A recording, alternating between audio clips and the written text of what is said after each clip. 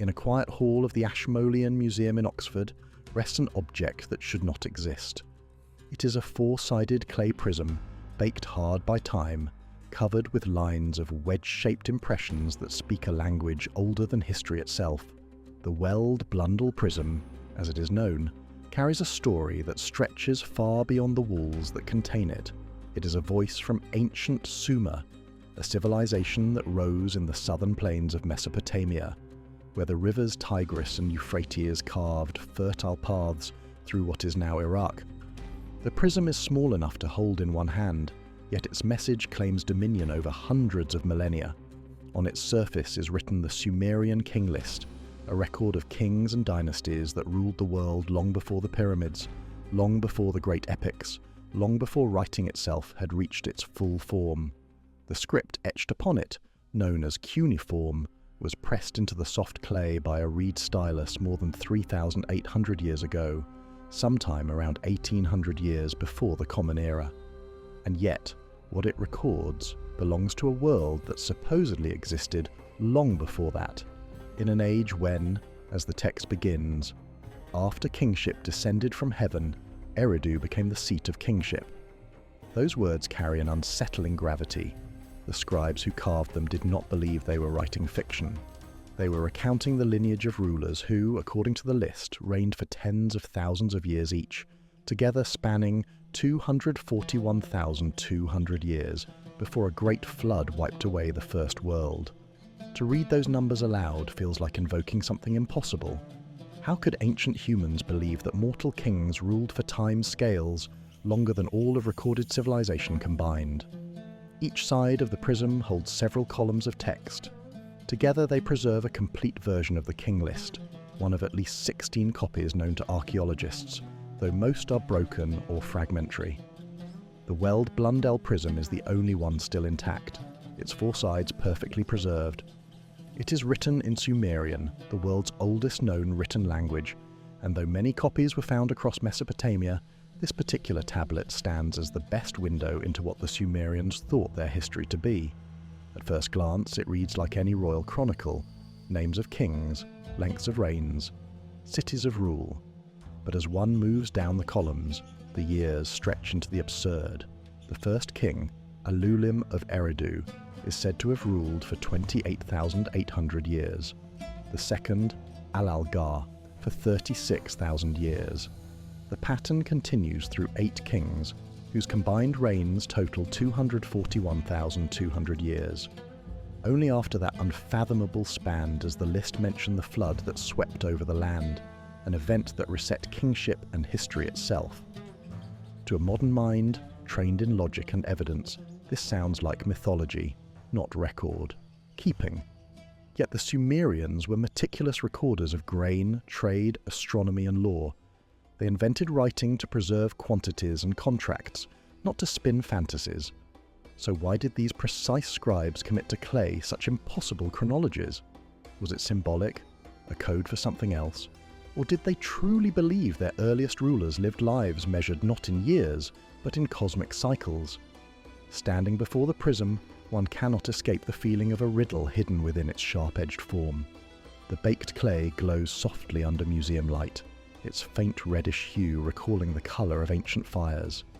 Every tiny wedge pressed into it carries the certainty of a civilization that believed it was chronicling truth, and that belief demands to be understood. The phrase, "kingship descended from heaven," anchors the mystery.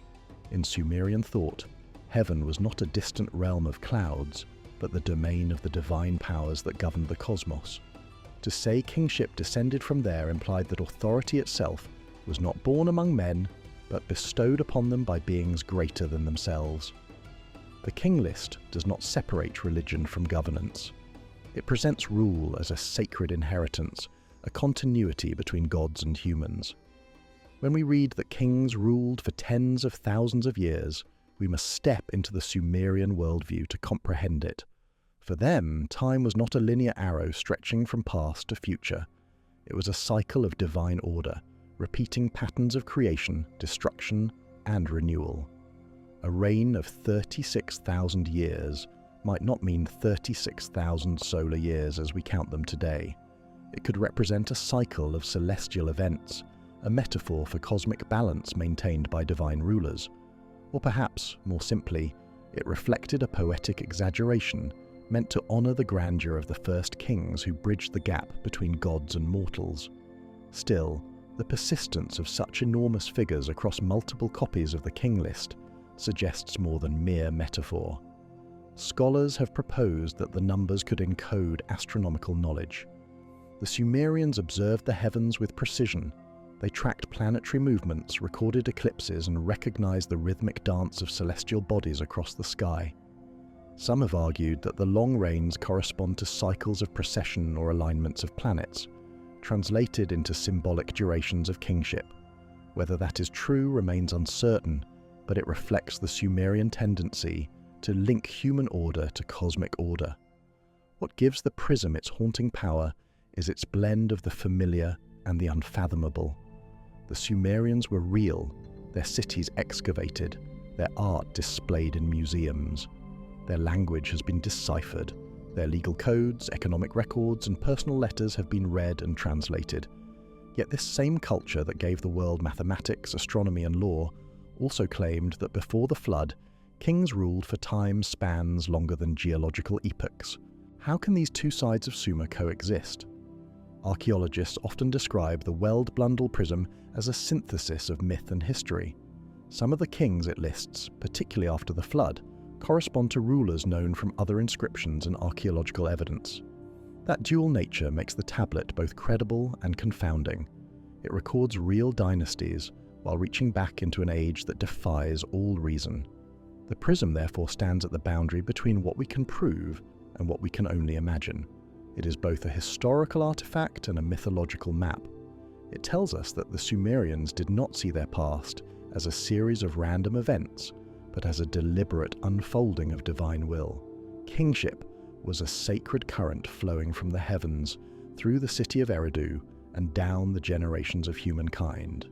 To modern eyes, the numbers seem impossible, yet for the Sumerians, they were expressions of cosmic truth, measurements of divine time rather than mortal years. When they wrote that a king ruled for 36,000 years, they were not necessarily describing biological lifespan, but the duration of a divine order under his name. That interpretation may never be proven, but it helps us glimpse the mindset behind the cuneiform wedges carved into clay 4 millennia ago. The Weld-Blundell prism, then, is not a fantasy, but a reflection of how the first civilization on Earth understood itself. It compresses myth, theology, astronomy, and early political memory into one document. Its existence forces us to confront how fragile the line is between recorded history and sacred legend. For those who carved it, the world before the flood was as real as the soil beneath their feet. The flood was the moment when divine kingship retreated and humanity began to rule in its shadow. When the flood swept over, they said, kingship descended again from heaven, but the rulers who followed were mortal. Their reigns were measured in ordinary years, their power limited by the passage of time. In that transition from divine to human kingship lies the heart of the Sumerian understanding of history. The prism captures that turning point, the instant when myth faded into memory and memory became history. To understand why they believed so profoundly in this divine order, we must first understand who the Sumerians were. They were the architects of civilization, the inventors of writing, law, and urban life. Their culture gave birth to the very idea of recorded history, and it is within their cities and their gods that the story of the King List truly begins. The land of Sumer stretched across the lower plains of Mesopotamia, a broad sweep of earth framed by the Tigris and the Euphrates. Thousands of years before the birth of Greece or Egypt, this region pulsed with human energy. Villages became towns, towns became cities, and among them rose Eridu, the place where the Sumerians believed kingship first descended from heaven. To modern archaeology, Eridu is a mound of broken bricks and ancient temples. To the Sumerians, it was the cradle of divine order, a city touched by gods. Around 4,000 years before the Common Era, the marshlands of southern Mesopotamia transformed into a network of irrigation canals and temples. The The Sumerians were among the first to tame rivers, guiding them to feed fields of barley and date palms. Their survival depended on precision. They learned to track time by the movements of the stars, to measure land with ropes, to calculate harvests using the first known system of mathematics. Out of necessity, they invented writing, pressing wedge shapes into clay tablets to record grain deliveries, offerings and treaties. This system, cuneiform, began as simple accounting but evolved into the language of gods and kings. From this practical beginning emerged a worldview of staggering sophistication. Every aspect of life was woven into a tapestry of divine meaning. The Sumerians saw themselves not as masters of the land, but as caretakers of a cosmic order maintained by their gods. The temples that dominated their cities were not mere buildings, they were bridges between heaven and earth. At their heart stood the ziggurats, massive step temples of mud brick that reached toward the sky like stairways for the divine. Priests ascended these heights to perform rituals meant to ensure harmony between the human world and the celestial. The gods of Sumer were numerous and complex. The highest among them was Anu, lord of the heavens, followed by Enlil, god of air and command, and Enki, god of water and wisdom. Together they formed the triad that governed both the cosmos and human fate. The assembly of gods beneath them was called the Anunnaki, a name that literally meant those who came from heaven to earth. The Sumerians believed these beings had shaped humanity to serve them, to maintain the temples and provide offerings that sustained divine power. This relationship was not one of simple servitude, but of mutual dependence. Humans needed the gods for order, and the gods needed humans for remembrance. The King List emerges from this sacred framework. When it says kingship descended from heaven, it means the divine mandate of rule was delivered through these gods to the chosen city on earth. The king was not simply a ruler, he was a priest and intermediary, maintaining the link between the mortal and the divine. Each city-state of Sumer had its own patron deity, and each king ruled as that god's earthly representative. Eridu's protector was Enki, the Wise One, whose temple, the Abzu, was built above the underground waters that symbolized creation itself. From Eridu, kingship passed to other cities like Bad Tibera, Larak, Sippar, and Shuruppak, each becoming a vessel for the divine authority that flowed from the heavens. To imagine life in Sumer is to stand at the birth of organized civilization. The cities were linked by canals that gleamed under the desert sun. Fishermen cast nets into slow waters. Traders guided barges laden with grain and copper, and herders led flocks through fields of reeds. Within the temple precincts, scribes etched records of offerings, priests performed chants in the dim light of oil lamps, and astronomers climbed the temple towers to map the stars. The heavens were not distant or abstract to them. They were the blueprint of the divine order, reflected on earth through kingship, law, and ritual.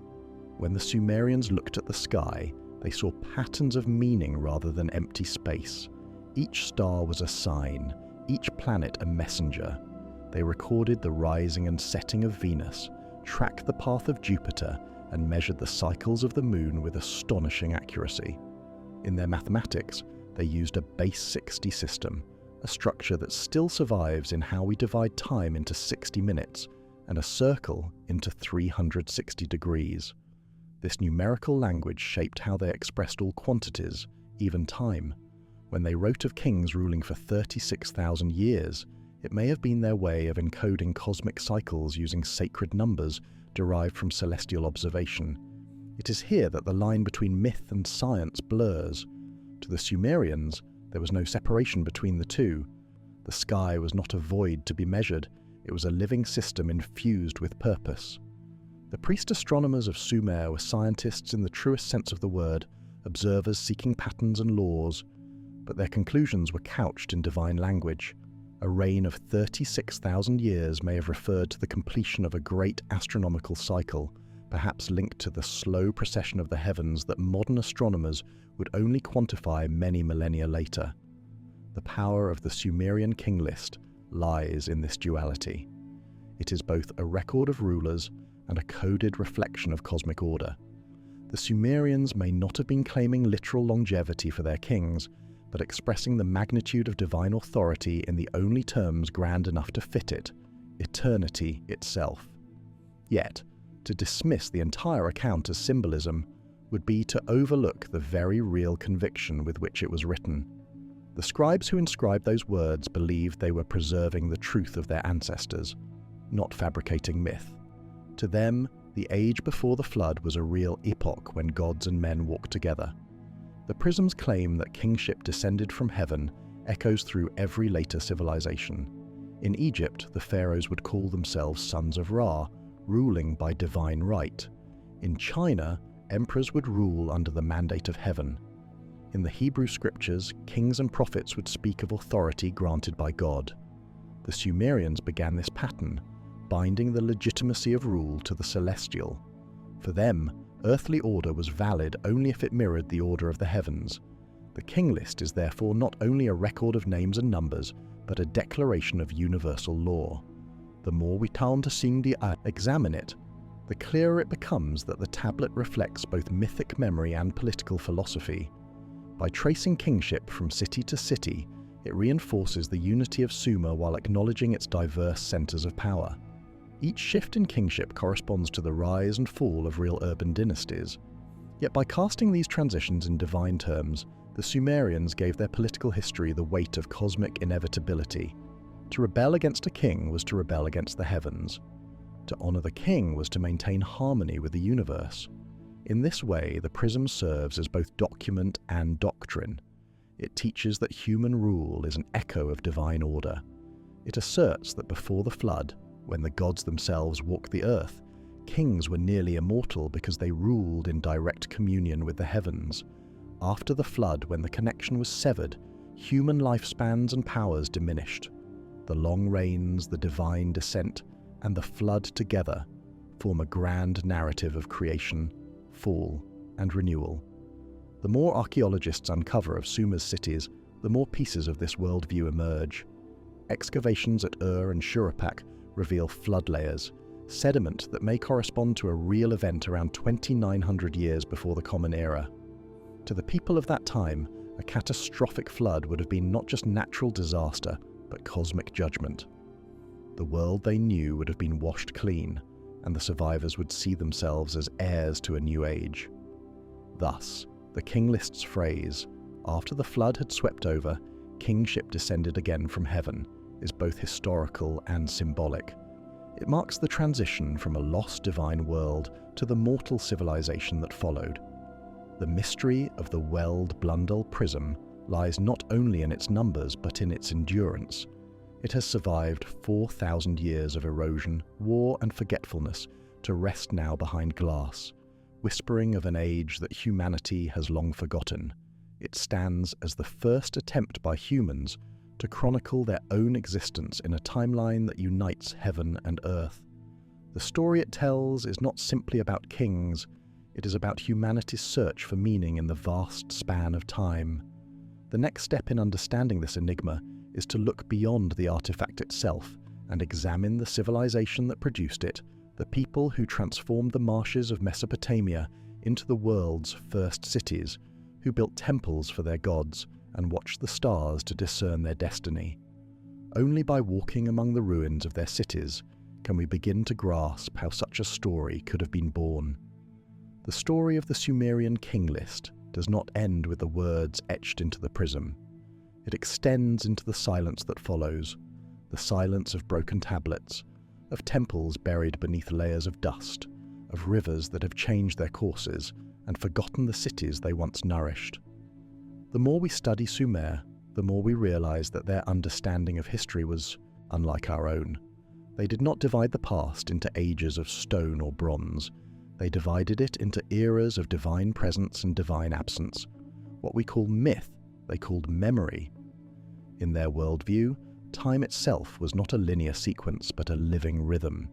Each age began with the descent of kingship from heaven and ended when that link was broken. The flood was not merely a catastrophe of water, it was the end of one cosmic rhythm and the beginning of another. The Sumerians saw kingship as a sacred current that flowed from the gods into the world of men, sometimes weakening, sometimes strengthening, but never extinguished. Every ruler after the flood was a reflection, a shadow of those first divine kings, whose reigns were measured not in years but in cycles of eternity. The prism's language reveals this cosmic structure. When it lists a king's reign, it does not use the same phrasing found in economic tablets or legal documents.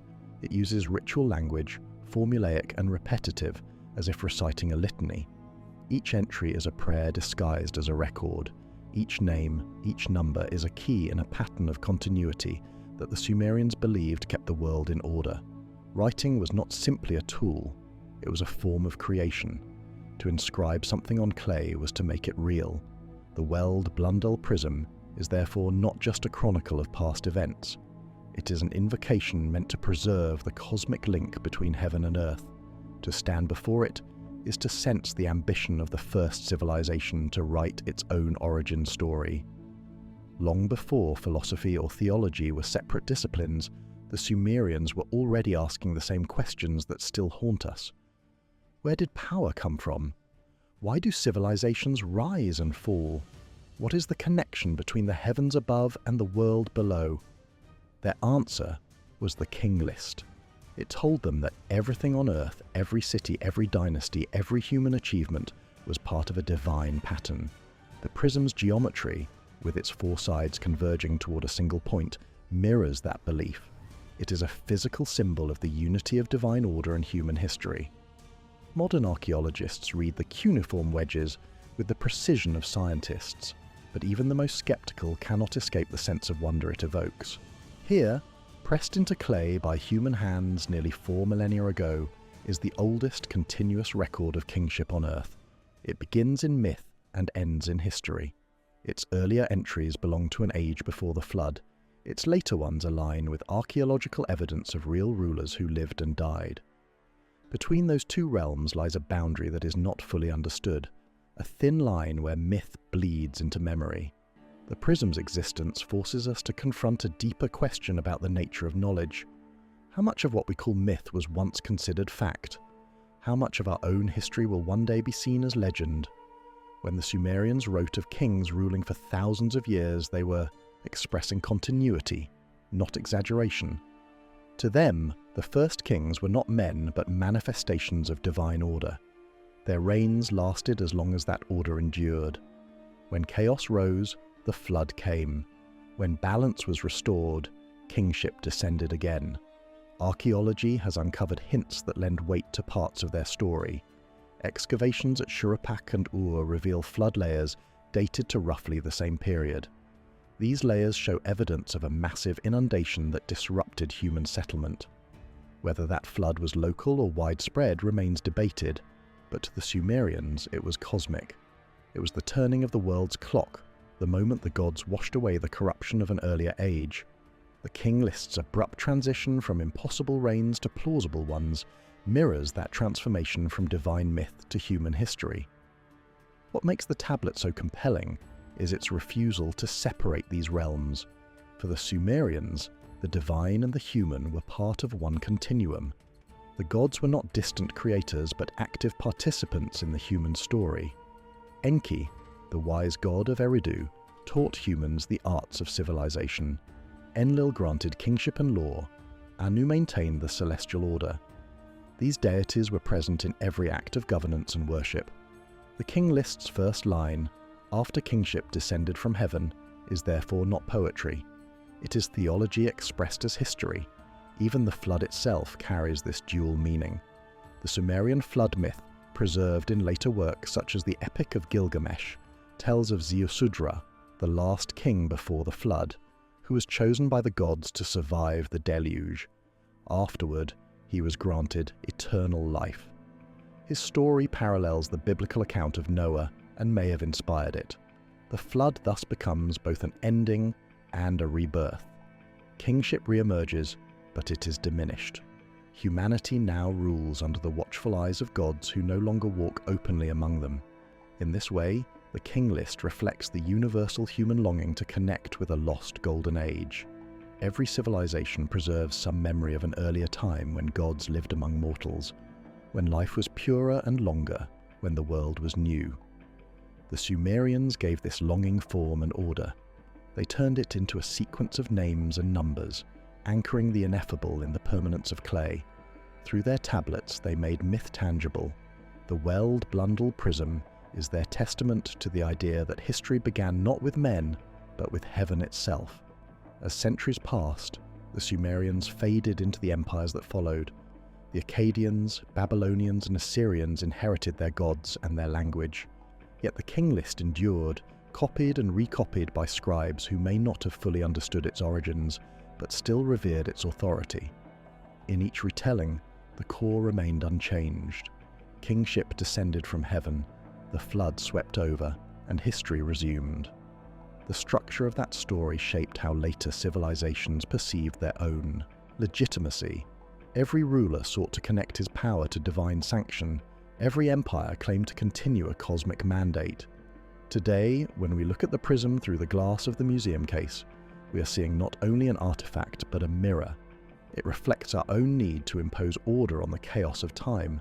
We still write chronicles, still measure our ages, still seek origins that give meaning to our existence. The Sumerian scribes were doing the same, but their vision was larger. They saw history as the unfolding of divine intention across the heavens and the earth. Theirs was the first attempt to unify the cosmic and the human in one written narrative. The Weld-Blundell prism endures because it captures the human impulse to remember. It stands as the oldest surviving testament to the belief that memory can defeat oblivion. It whispers across 40 centuries that even if the gods have departed, their legacy remains in the stories we tell, in the records we preserve, and in the questions we continue to ask. Before the flood, the Sumerians wrote, "Kingship descended from heaven. After the flood, it descended again." In those two sentences lies the entire philosophy of human history, that power and order come from beyond us, that each civilization rises when it listens to that higher harmony, and that each fall comes when the link is broken. The tablet that should not exist reminds us that our search for meaning did not begin in modern science or religion, but in the clay tablets of Sumer, where the first storytellers inscribed their vision of eternity. And so the prism remains, silent yet eloquent, its surface marked by the breath of an age when writing itself was a sacred act. It tells us that the boundary between myth and history is not a wall but a horizon, always retreating as we move toward it. The kings of Sumer may never have ruled for hundreds of centuries, but through their story they achieved something even greater. They conquered time. Long before the rise of Egypt, Greece or Rome, when most of the world still lived in small tribes and wandering bands, a group of people settled in the fertile plains between two great rivers. These were the Sumerians, and they built the first true civilization known to history. Their world lay in the southern reach of Mesopotamia, where the Tigris and the Euphrates flowed toward the sea. The land was flat, hot, and unpredictable, yet it held a secret power. Every year, floods brought new layers of silt that turned the desert into a garden. It was here that human beings first transformed survival into civilization, turning the cycles of nature into the rhythms of cities, temples, and kings. When we imagine ancient Sumer, we must strip away the image of scattered huts or wandering herders. By 4,000 years before the Common Era, Sumer already had cities with paved streets, organized trade, monumental temples, and systems of law. These cities were the foundation of everything that would follow in human history. Eridu, Ur, Uruk, Lagash, and Kish were names that echoed through time, each one representing a new level of social complexity.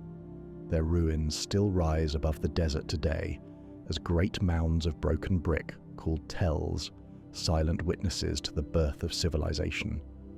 Archaeologists who first uncovered these cities in the 19th century were stunned by what they found. Beneath layers of sand lay temples older than the pyramids, carved seals that showed ships and cities, and tablets covered with strange marks. Those wedge-shaped impressions were the earliest form of writing, cuneiform. The Sumerians had pressed them into wet clay to keep records of trade, crops, and labor. Over generations, this practical script evolved into a system capable of recording laws, literature, and the very thoughts of humanity. Writing was not merely a convenience, it was a revolution of the mind. It allowed memory to live outside the body, to endure through time. The invention of writing was one of many firsts that began in Sumer. Here, humans first shaped the wheel, first codified law, first built schools, first mapped the heavens with scientific precision. The Sumerians invented the concept of the city itself, a place where craft, trade, religion, and governance merged into a single structure of life. Their cities were not chaotic clusters of homes, but carefully planned environments. At the center of each stood a great temple complex, the ziggurat, rising in stepped tiers toward the sky. Around it spread houses, workshops, and administrative buildings, all aligned according to sacred geometry. The entire city was a reflection of cosmic order. Every city was dedicated to a god or goddess, and that deity's temple was its heart. In Eridu, it was Enki, the god of wisdom and water. In Ur, it was Nanna, the god of the moon. In Uruk, it was Inanna, goddess of love and war. The people saw themselves as caretakers of these divine powers.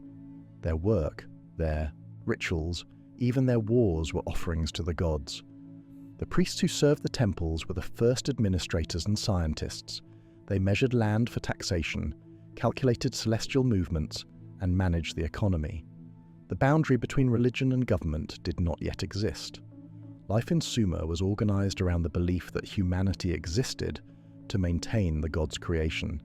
Every harvest, every offering, every act of justice preserved the balance between heaven and earth. The king, or Lugal, was the highest servant of this cosmic system.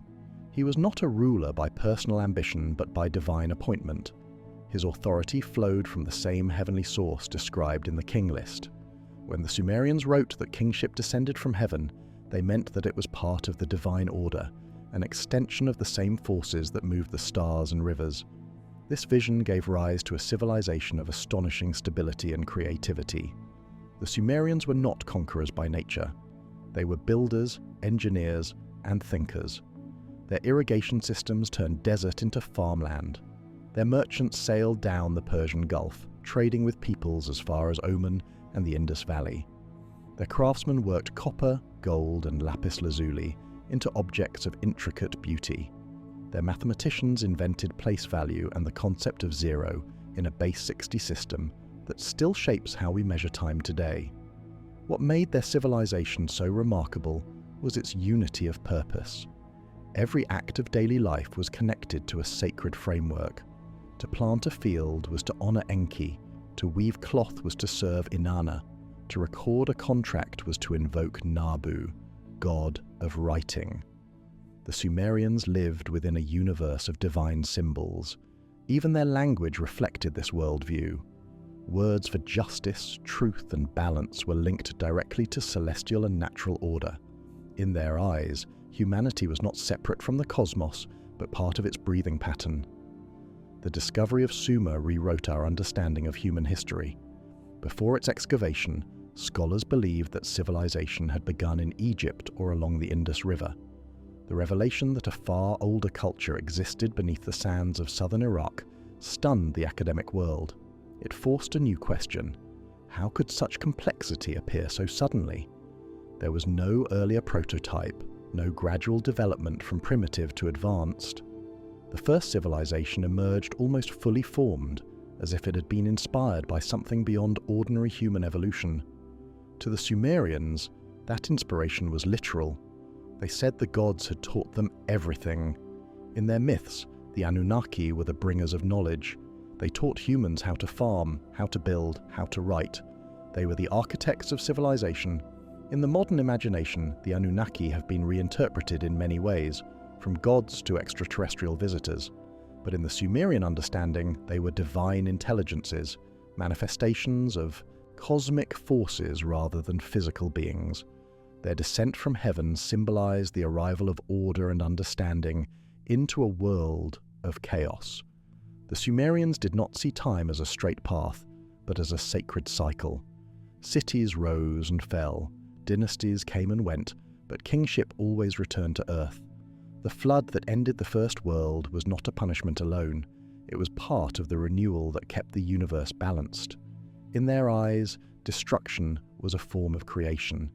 This view shaped how they governed and how they recorded their past. The King List's long reigns before the flood and shorter reigns after it mirror this cosmic rhythm.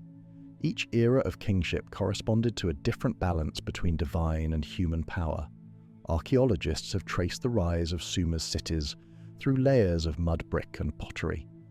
At the base of each site lie the earliest temples, often rebuilt again and again on the same sacred ground. This repetition over centuries reveals how deeply the Sumerians believed in continuity.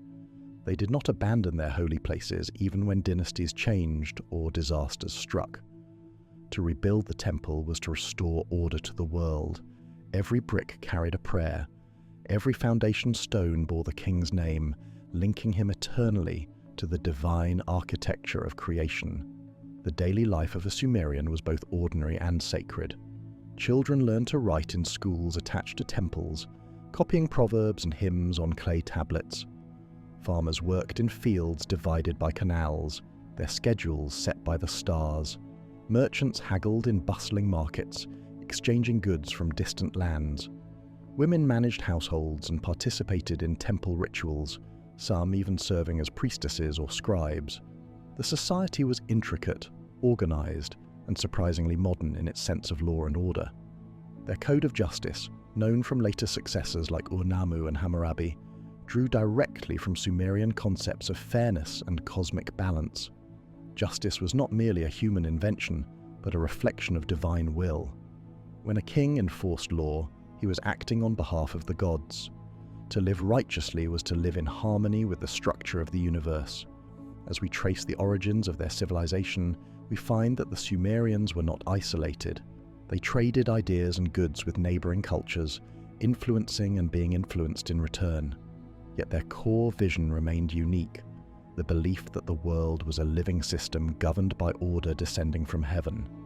That idea, preserved through their writing and their kingship, became the seed of all later civilizations. Even as their language faded and their cities fell to new empires, the Sumerian worldview endured.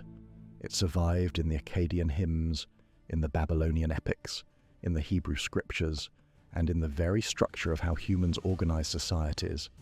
The concept that authority flows from a higher source, that kings rule by divine right, that laws reflect cosmic principles, all of these trace their lineage back to Sumer. The first civilization was not simply a political or economic entity. It was a spiritual experiment, an attempt to anchor heaven on earth. The Sumerians succeeded, and their legacy still shapes how we think about power, law, and the nature of history itself. The cities of Sumer were small in size compared to modern metropolises, but immense in meaning.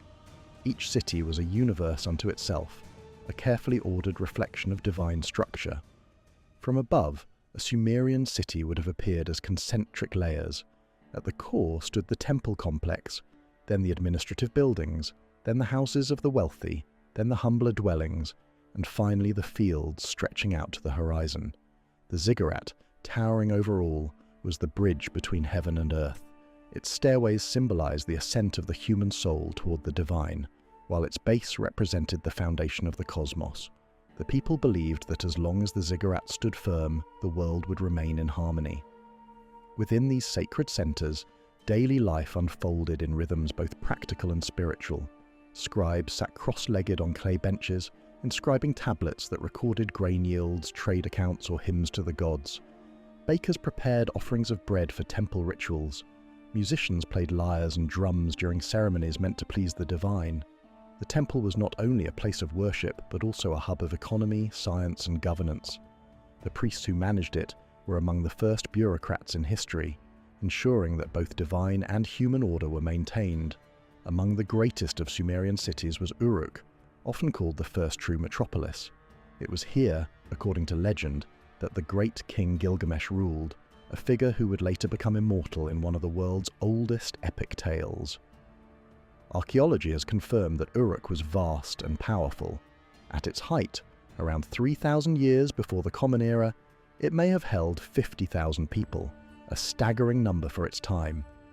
The city's walls stretched for nearly 10 kilometers, enclosing temples, palaces, and workshops. Its temple to Inanna, goddess of love and war, was among the most magnificent structures of the ancient world. The people of Uruk believed that Inanna herself had chosen their city as her earthly home, and in return, they offered her devotion, music, and the beauty of human creation. Each Sumerian city competed with others for divine favor. When one city grew powerful, it claimed that kingship had shifted there from another. This belief mirrors the movement recorded in the Sumerian King List. Eridu first received kingship from heaven, then Kish, then Uruk, then others in turn. To the Sumerians, political change was not simply a result of human ambition or war, it was a cosmic transfer of legitimacy. When a dynasty fell, it meant that the gods had chosen a new city to hold their mandate. This cycle of descent and transfer preserved both divine justice and historical continuity. In this system, war was not chaos but a form of divine arbitration. When cities clashed, it was understood that the gods themselves were deciding who would rule next. The victors were seen as blessed, the defeated as those who had lost divine favor. Yet even in warfare, the Sumerians sought order. They made treaties, swore oaths before the gods, and inscribed records of victory on clay. Through writing, they sought to make divine justice visible to future generations.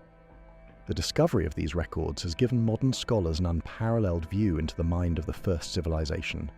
In dusty storerooms of museums, thousands of clay tablets preserve contracts, letters, prayers, and royal decrees.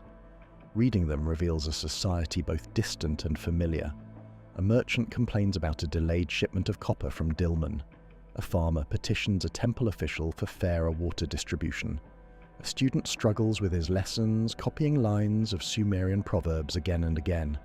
These voices, speaking across 5,000 years, show us that the people of Sumer were not abstractions of myth, but living humans with hopes, frustrations, and dreams. At the heart of their thought lay the conviction that knowledge itself was divine. To know the stars, to measure the land, to speak truthfully, these were acts of worship. The Sumerians divided the heavens into constellations, tracked the motion of Venus, and recorded eclipses with remarkable accuracy. Their lunar calendar guided festivals and harvests, linking the rhythm of the sky to the rhythm of the earth. Each priest astronomer saw himself as an interpreter of the divine script written in the stars. When he observed the heavens, he was reading the will of the gods. The same spirit infused their mathematics. The base 60 system they used was not arbitrary. 60 was seen as a perfect number, divisible by many others, a symbol of harmony. To count in 60s was to mirror the balance of the cosmos. Through numbers they expressed divine symmetry. In their eyes, mathematics was not an abstract tool but a sacred language. This idea would echo through later civilizations, influencing Greek philosophy, Islamic astronomy, and modern science. Even their myths carried hidden layers of scientific observation. When they wrote of Enki rising from the abyss of waters, they were describing the creative potential of groundwater and rivers.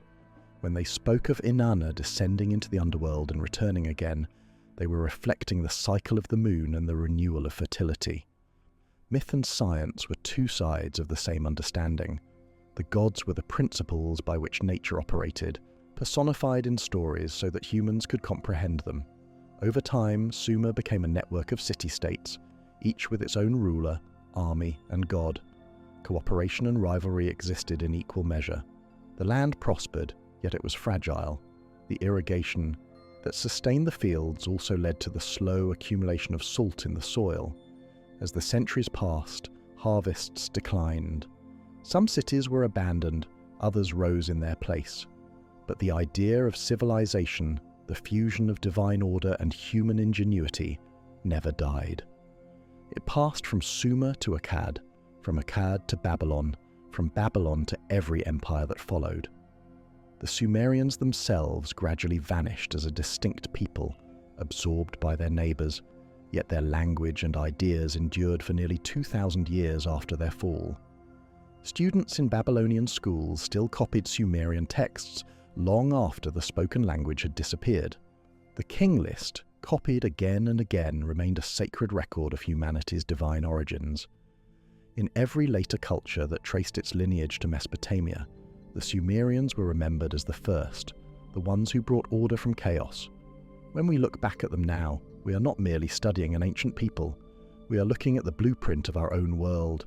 Cities, laws, kings, writing, mathematics, astronomy, all these things began in Sumer. The Sumerians taught humanity how to live within time, rather than merely endure it.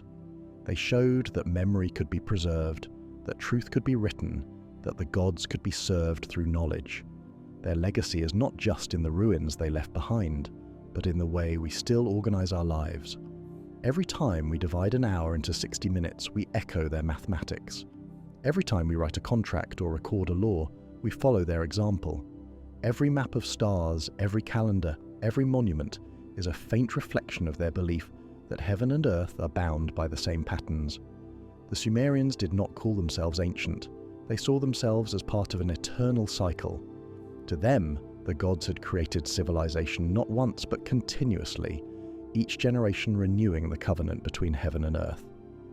That belief carried them through centuries of change and still speaks to us now. Theirs was the first civilization, but its story is not over. It continues wherever humans seek order in chaos, beauty in law, and meaning in the stars. The last light of Sumer came not with a single fall, but with a slow fading, like the dimming of a great lamp. Even as cities crumbled and empires rose around them, the legacy of Sumer lingered in every brick, in every word written on clay. When Akkadian conquerors swept across Mesopotamia, they did not erase Sumerian culture, they absorbed it. Their scribes learned the old language, their gods merged with the Anunnaki, and their kings claimed descent from the same divine authority that had once descended upon Eridu. Civilization had begun its long journey through time, carrying with it the memory of its first architects. What the Sumerians began, others would expand. The Akkadians built empires, the Babylonians built laws, the Assyrians built armies, yet all drew from the same sacred foundation. Every city that followed inherited Sumer's sense of cosmic order. When Hammurabi carved his laws upon stone, he was echoing the Sumerian idea that justice was a reflection of divine will. When Babylonian priests mapped the heavens, they were following the path first traced by Sumerian astronomers. Even when Sumer's tongue ceased to be spoken, it remained the language of scholarship and sacred ritual, revered as the speech of the gods. Modern excavations reveal how carefully the Sumerians recorded their world. In the ruins of Ur and Lagash, archaeologists have uncovered archives of thousands of tablets. Some are contracts and ledgers, others are hymns and incantations. There are letters between merchants, mathematical tables, and lists of stars. Together they reveal a society that sought to understand everything, to measure, name, and preserve. The act of writing was more than communication. It was a way of binding reality to permanence. To write a thing was to ensure that it would not vanish with the passing of a generation.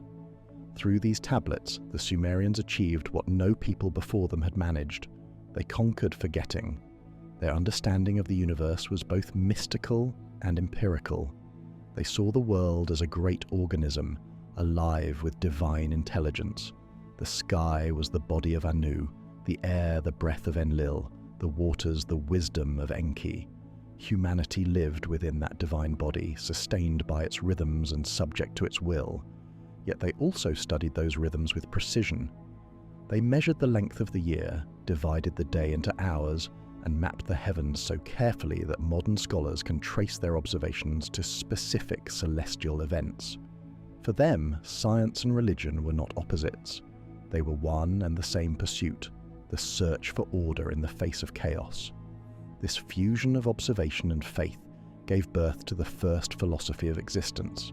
The Sumerians believed that creation was not a single event but an ongoing process. The gods maintained the cosmos through balance, and humans were their partners in that labor.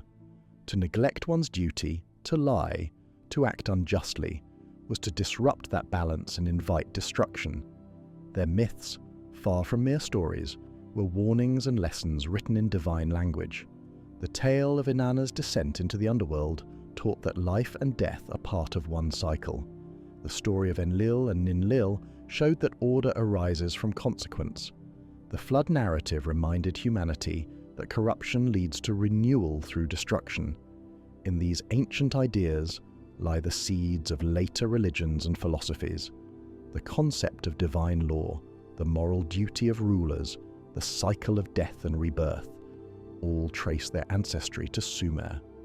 Even the structure of later creation myths, with gods shaping the world from chaos, echoes Sumerian originals. Theirs was the first attempt to explain why the world exists, why suffering occurs, and how order can be restored. They did not seek salvation beyond life. They sought harmony within it. Their temples were built not to escape the earth, but to unite it with heaven. The daily rituals of Sumer reflected this philosophy. Every morning, priests washed the statues of the gods, clothed them, and offered food as though the divine lived among them. To neglect these acts would be to break the bond that sustained the world. Even ordinary citizens participated through festivals, music, and offerings. The New Year festival of Akitu, later adopted by the Babylonians, reenacted the creation of the world. By repeating the divine acts of the gods, humans renewed the cosmic order. This idea, that ritual could maintain the balance of the universe, would echo through every major religion that followed. The end of Sumer came gradually. Environmental change, soil exhaustion, and political fragmentation weakened the city-states. Invaders came from the north, bringing new languages and weapons. Yet even in decline, Sumer did not vanish. Its spirit transformed and spread. The myths of the Anunnaki became the stories of the Babylonian gods.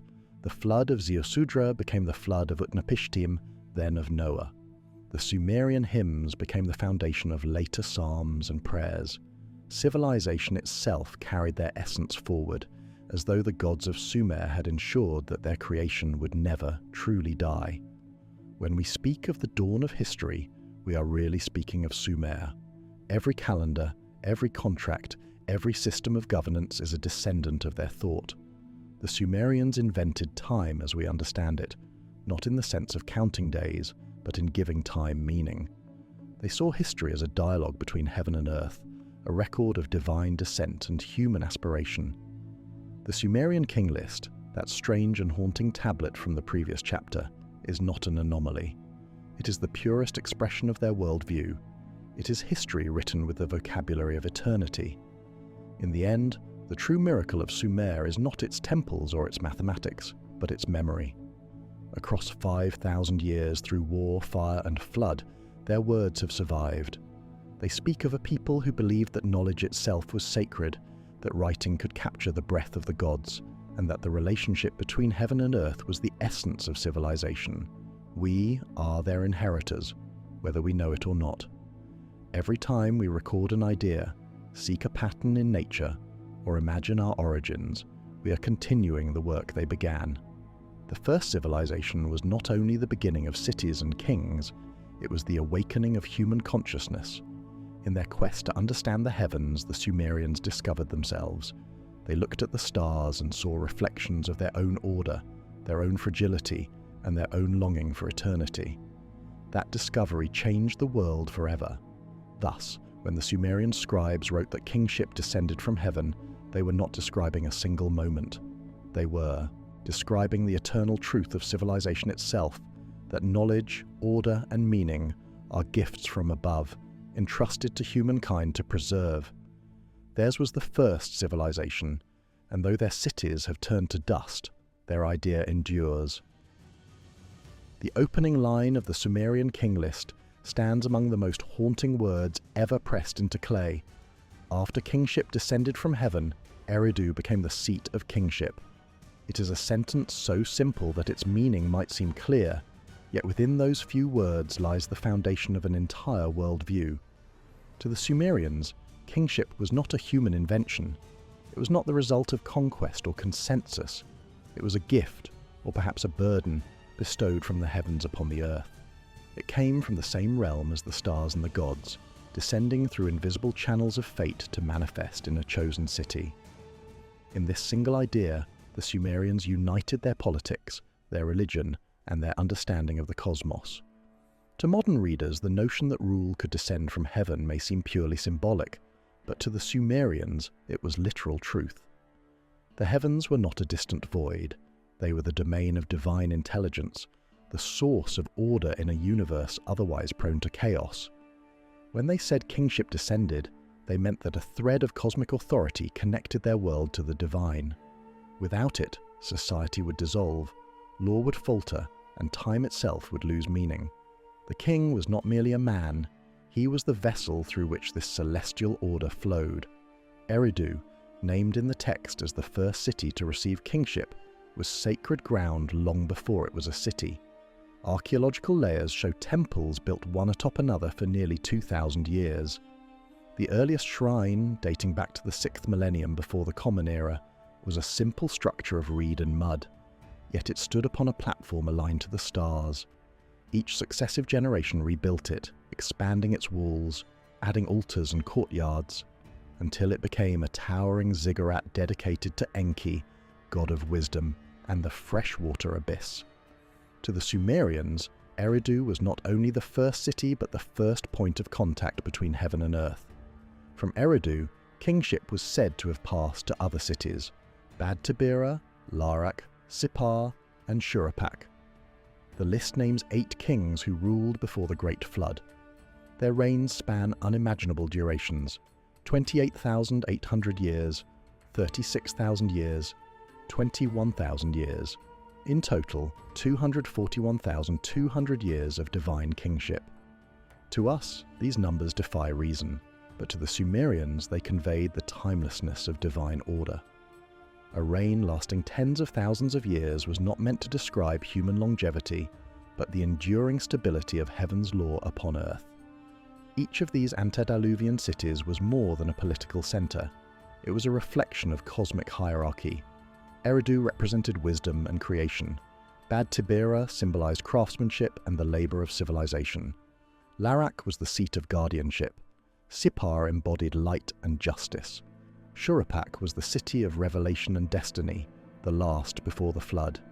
Together, they formed a map of divine principles projected onto the landscape of southern Mesopotamia.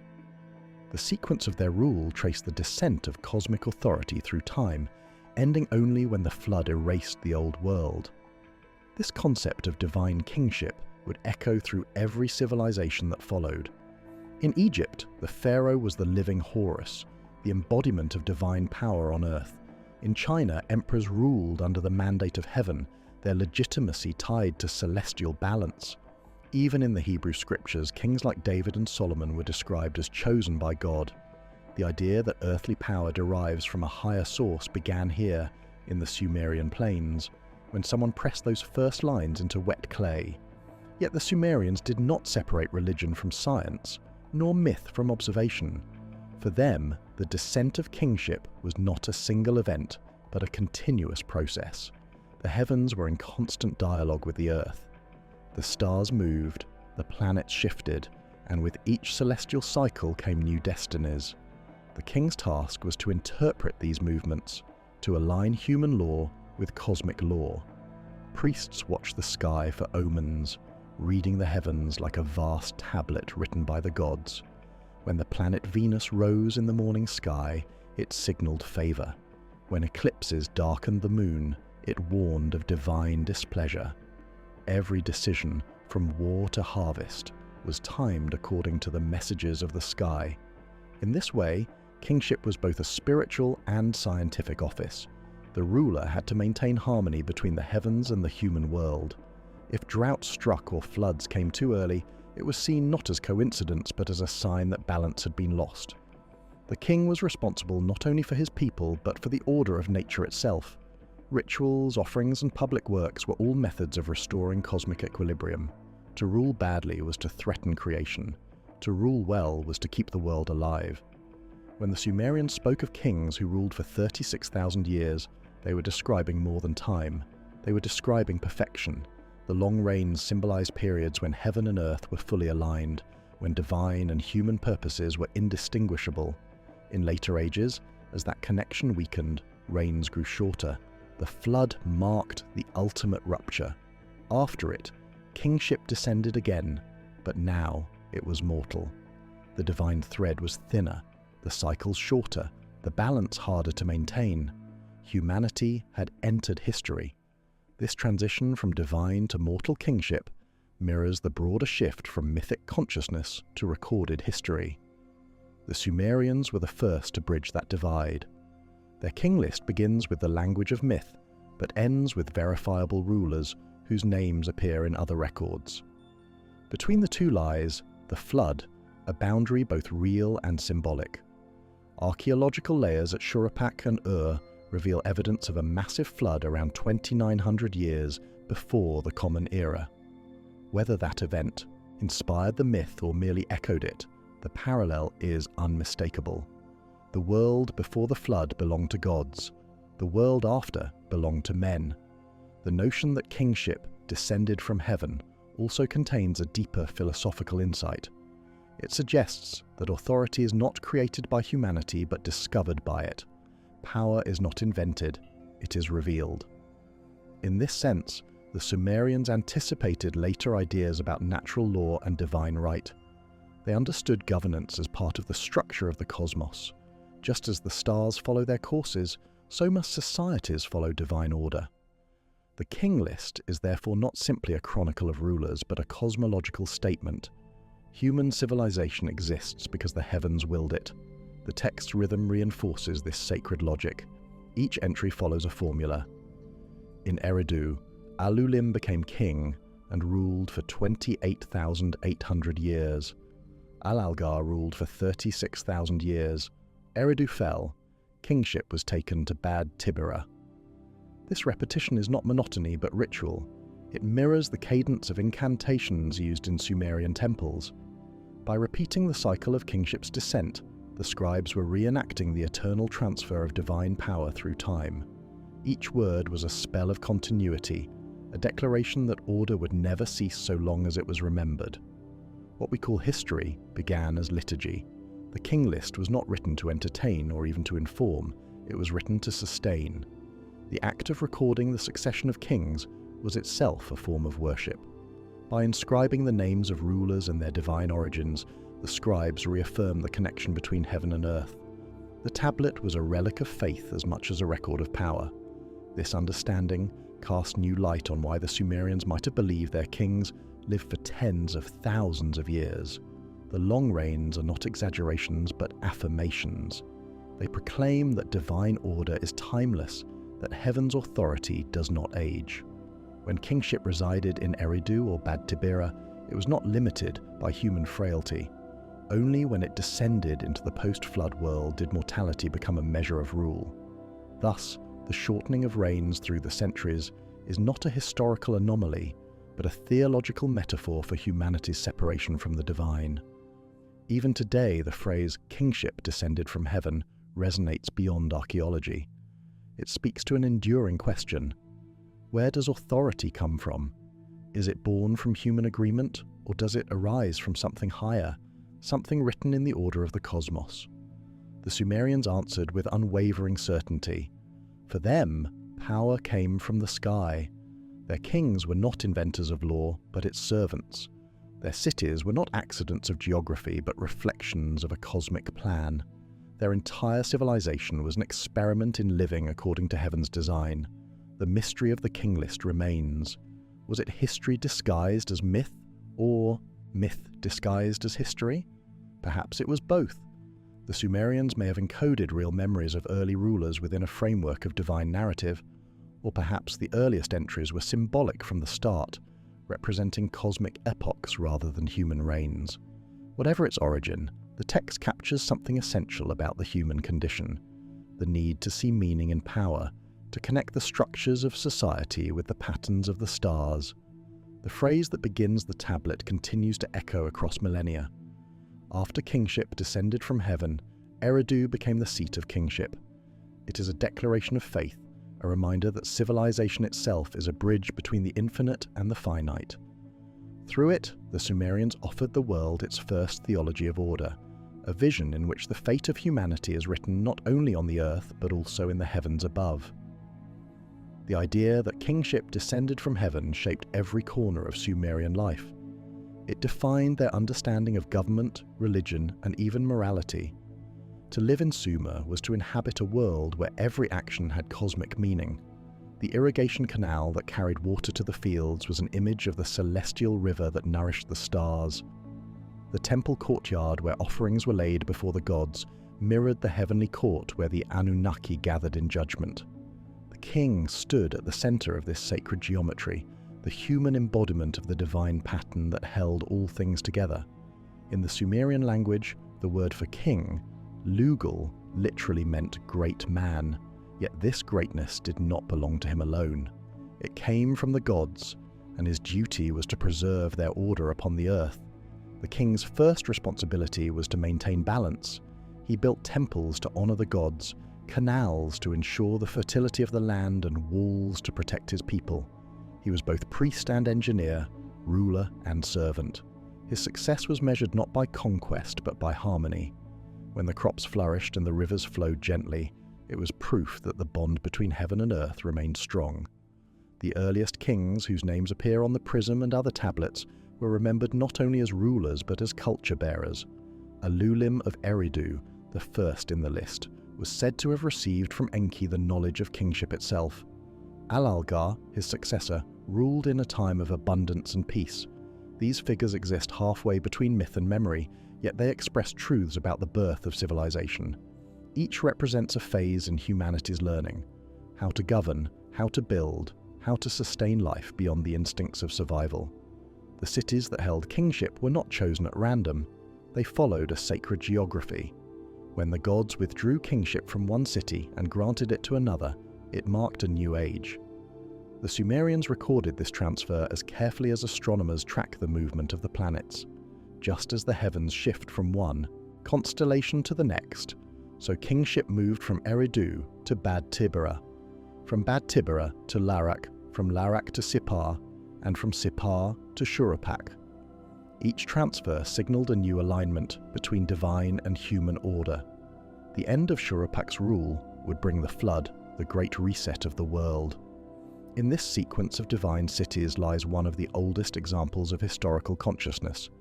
The Sumerians did not simply recount events. They arranged them within a moral and cosmological framework. History, to them, was the unfolding of divine intention through time. When the text says kingship descended again after the flood, it is describing the renewal of that order after chaos. The flood was not only a physical event, but a spiritual cleansing. It erased the corruption of the old world and allowed kingship to be reborn in purity. Even in the daily rituals of governance, this theology of descent was ever present. When a new king took the throne, elaborate ceremonies were held to reenact the moment when heaven first bestowed kingship upon Eridu. Priests chanted hymns invoking Anu, Enlil, and Enki, asking them to recognize the new ruler as their servant. The crown, the scepter, and the throne were not symbols of personal authority, but instruments of divine service. To sit upon the throne was to carry the weight of the cosmos. The Sumerians believed that the harmony of heaven could be disturbed by human arrogance. A king who overstepped his bounds, who ruled for himself rather than for the gods, risked bringing disaster upon his people. The myths are filled with such warnings. The story of Enmerkar and the Lord of Arata tells of a king whose pride nearly shattered the divine order. The tale of Gilgamesh, though written centuries later, reflects the same lesson, that even the mightiest ruler must learn humility before the gods. The descent of kingship was both a gift and a test. To rule well was to remain in tune with the divine. To rule poorly was to invite the flood once more. This balance between divine will and human action may be the oldest philosophical dilemma in human history.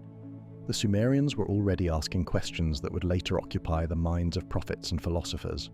If kingship came from heaven, did humans have free will? Could a mortal king defy the gods, or was his fate already written among the stars? Their answer was subtle. The gods granted kingship, but it was up to the king to uphold it. Divine favor could be lost. Kingship could be withdrawn and bestowed elsewhere. The heavens governed, but they also responded. The relationship was dynamic, a conversation between eternity and mortality. Modern scholars often debate how much of the King List is historical. Some of the names following the flood, such as Etana of Kish and Gilgamesh of Uruk, appear in other inscriptions and legends. Others remain unknown outside the tablet. But the deeper truth of the list does not depend on literal accuracy. Its purpose was never merely to record facts, it was to express an eternal truth, that civilization exists only through alignment with the divine. For the Sumerians, history was sacred narrative, not chronology. When we read the line, "After kingship descended from heaven," we are hearing not the voice of superstition, but the earliest articulation of a metaphysical idea. The Sumerians understood that order does not arise spontaneously, it must be received. Just as the sun rises by the law of the cosmos, so civilization rises by the law of the divine. In their worldview, everything meaningful in human life, law, art, agriculture, writing, was a reflection of that descent. To forget this origin would be to lose the essence of humanity itself. The transmission of kingship from one city to another also reveals a profound insight into the nature of change. The Sumerians recognized that even divine order manifests through cycles. No empire, however blessed, endures forever. The gods themselves decreed the rhythm of rise and fall. When one city grew too proud or corrupt, its kingship was taken away and given to another more worthy. This cycle of transfer mirrors the natural patterns of the universe, the waxing and waning of the moon, the flooding and receding of rivers, the birth and death of stars. The King List was not only a record of human rulers, but a mirror of cosmic law. Each city that received kingship became a center of learning and devotion. The temples of Eridu, Bad Tibera, and Shuruppak were more than places of worship. They were repositories of wisdom. Priests there studied the movements of the heavens, calculated calendars, and preserved hymns that praised the descent of kingship. The rituals performed within those sanctuaries reinforced the connection between divine and human realms. When the high priest offered incense before the statue of Enki or Enlil, he was renewing the covenant between heaven and earth. This interplay between divine mandate and human stewardship remains one of the most enduring legacies of Sumer. It shaped not only their society, but the entire trajectory of human civilization. From the pharaohs of Egypt to the emperors of Rome, from medieval kings to modern ideas of moral law, echoes of the Sumerian belief that order must be received from above can still be heard. The phrase, "kingship descended from heaven," is not just a relic of ancient faith. It is a philosophical statement about the origins of authority and the meaning of history. In the eyes of the Sumerians, heaven was not distant and the gods were not silent. The stars themselves were words written across the sky, and the king was the reader of that celestial script. Through him, the divine spoke to humanity. The descent of kingship was therefore not an event of the past, but an ongoing revelation, renewed in every age that sought order and justice. The Sumerians believed that as long as humanity remembered this connection, the world would endure. To the Sumerians, the descent of kingship was the moment when chaos first gave way to order, when the unshaped world was touched by purpose. They imagined a time before cities, before writing, when the earth lay silent under the wandering of primitive tribes. Then the heavens opened and the gods sent knowledge down like rain. From that descent came not only kingship, but all the arts of civilization: agriculture, law, architecture, and the science of the stars. Humanity, in their view, was born not through accident, but through a covenant. The gods granted wisdom, and in return humankind would maintain the balance of creation. Eridu was the first beacon of that balance. Archaeologists who have dug into its ancient mounds found layer upon layer of temples, each built upon the ruins of the last. At the deepest levels lies a simple structure of reeds and mud, dating back to nearly 7,000 years before the Common Era. Above it, later generations built larger sanctuaries, culminating in the great ziggurat that once rose above the marshlands. To the Sumerians, this layering was not mere rebuilding. It was continuity, the physical manifestation of kingship's descent through time. Each new temple carried the foundation of the old, just as each king carried the legacy of those before him. In these layers of brick and clay, we can read a metaphor for civilization itself. Humanity builds upon its memories, each generation standing on the remains of the last. The Sumerians understood this instinctively. For them, the past was not dead. It was the living root of the present. The rituals they performed each year to renew kingship were acts of remembrance, affirmations that the connection to heaven was still alive. Through ceremony and writing, they kept the divine current flowing. The early dynasties named in the King List, Eridu, Bad Tibera, Larak, Sippar, Shuruppak, may have represented more than political entities. Each could also symbolize a principle of cosmic order. Eridu, city of Enki, represented wisdom and creation. Bad Tibera, dedicated to Dumuzi, embodied fertility and craftsmanship. Larak, whose patron was Pabilsag, symbolized strength and guardianship. Sippar, sacred to Utu the sun god, reflected light and justice. Shuruppak, the last before the flood, stood for revelation and judgment. In their succession we can trace the unfolding of creation itself, from the birth of wisdom to the testing of justice, ending with purification through the flood. The story of the descent of kingship is therefore both cosmic and personal. It describes the relationship between gods and humanity, but also the inner journey of human consciousness. The earliest kings were said to rule for thousands of years because they were closer to the divine. Time flowed differently for them. Their lives were measured not in days, but in cycles of perfection. When kingship descended into the post-flood world, it entered the realm of mortality, of change, of human limitation. The shortening of reigns reflects this shift. The divine flame still burned, but now within the fragile vessel of flesh. This transition from the divine to the mortal echoes through the mythology of many later cultures. In Egypt, the first pharaohs were said to be gods who later became men. In Greek legend, the age of gods gave way to the age of heroes. In the Hebrew scriptures, patriarchs once lived for centuries before lifespans dwindled. The pattern is universal because it speaks to a truth that every civilization senses, that something vast and luminous once touched humanity and then receded, leaving behind memory and longing. The Sumerians were the first to write this truth in clay. Even as their myths described celestial beings descending to Earth, the Sumerians never saw themselves as passive recipients. They believed that humanity had a role to play in maintaining creation. Kingship may have descended from heaven, but it survived only through human wisdom and justice. The king was expected to uphold truth, known in Sumerian as Mi, a word that also meant the divine laws governing reality. To break those laws was to endanger the world itself. Thus, the moral and cosmic were one. A just king ensured the fertility of the land and the favor of the gods. A corrupt king brought drought, famine, and flood. One can sense in this belief an early form of moral philosophy. The Sumerians were not fatalists. They understood that the divine order required human participation. The gods might send kingship, but it was up to people to sustain it. This idea that the universe demands cooperation between the divine and the human would echo through all later theology. In the Sumerian mind, the cosmos was not a machine, but a conversation. The descent of kingship was the opening line of that dialogue. The king's role as intermediary was reinforced in every ritual act. Before battle, he consulted omens and offered sacrifices seeking divine guidance. After victory, he dedicated spoils to the gods.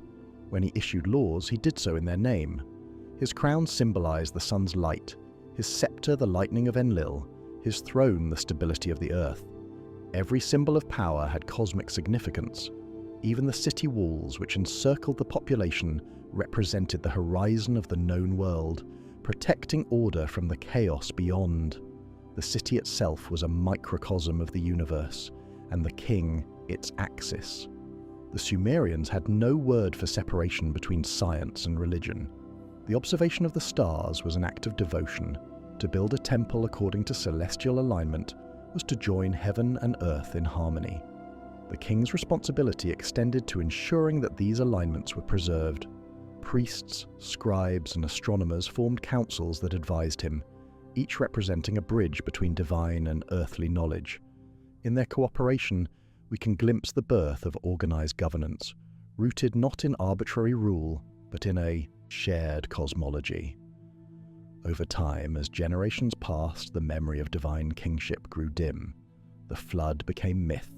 The long reigns turned into legend, but the idea endured. The Sumerians continued to believe that every new ruler received his authority from the heavens. Even when they were conquered by the Akkadians, they carried this belief into the new order. The gods may have changed names, but the principle remained. The descent of kingship from heaven became the unbroken thread connecting the earliest temples of Sumer to the later palaces of Babylon. Today, when we study the Sumerian King List, we are not merely reading a catalogue of rulers. We are encountering the first philosophy of history, the first attempt to explain the rise and fall of human power within a divine framework. The phrase, "kingship descended from heaven," is both origin story and warning. It reminds us that civilization depends on something greater than itself. The moment humanity forgets its connection to the heavens, it risks returning to chaos. In the quiet halls of museums, where fragments of the King List rest behind glass, the ancient words still whisper across the ages. They speak of a time when the boundaries between gods and humans were thin, when the sky was a living presence and kingship was a sacred flame. The Sumerians believed that flame could never die, only dim. It flickers still in our institutions, our laws, our search for meaning. Every ruler, every scientist, every thinker who seeks to bring order from chaos is following the same descent of kingship, the same divine inheritance that began in Eridu when heaven first touched the earth.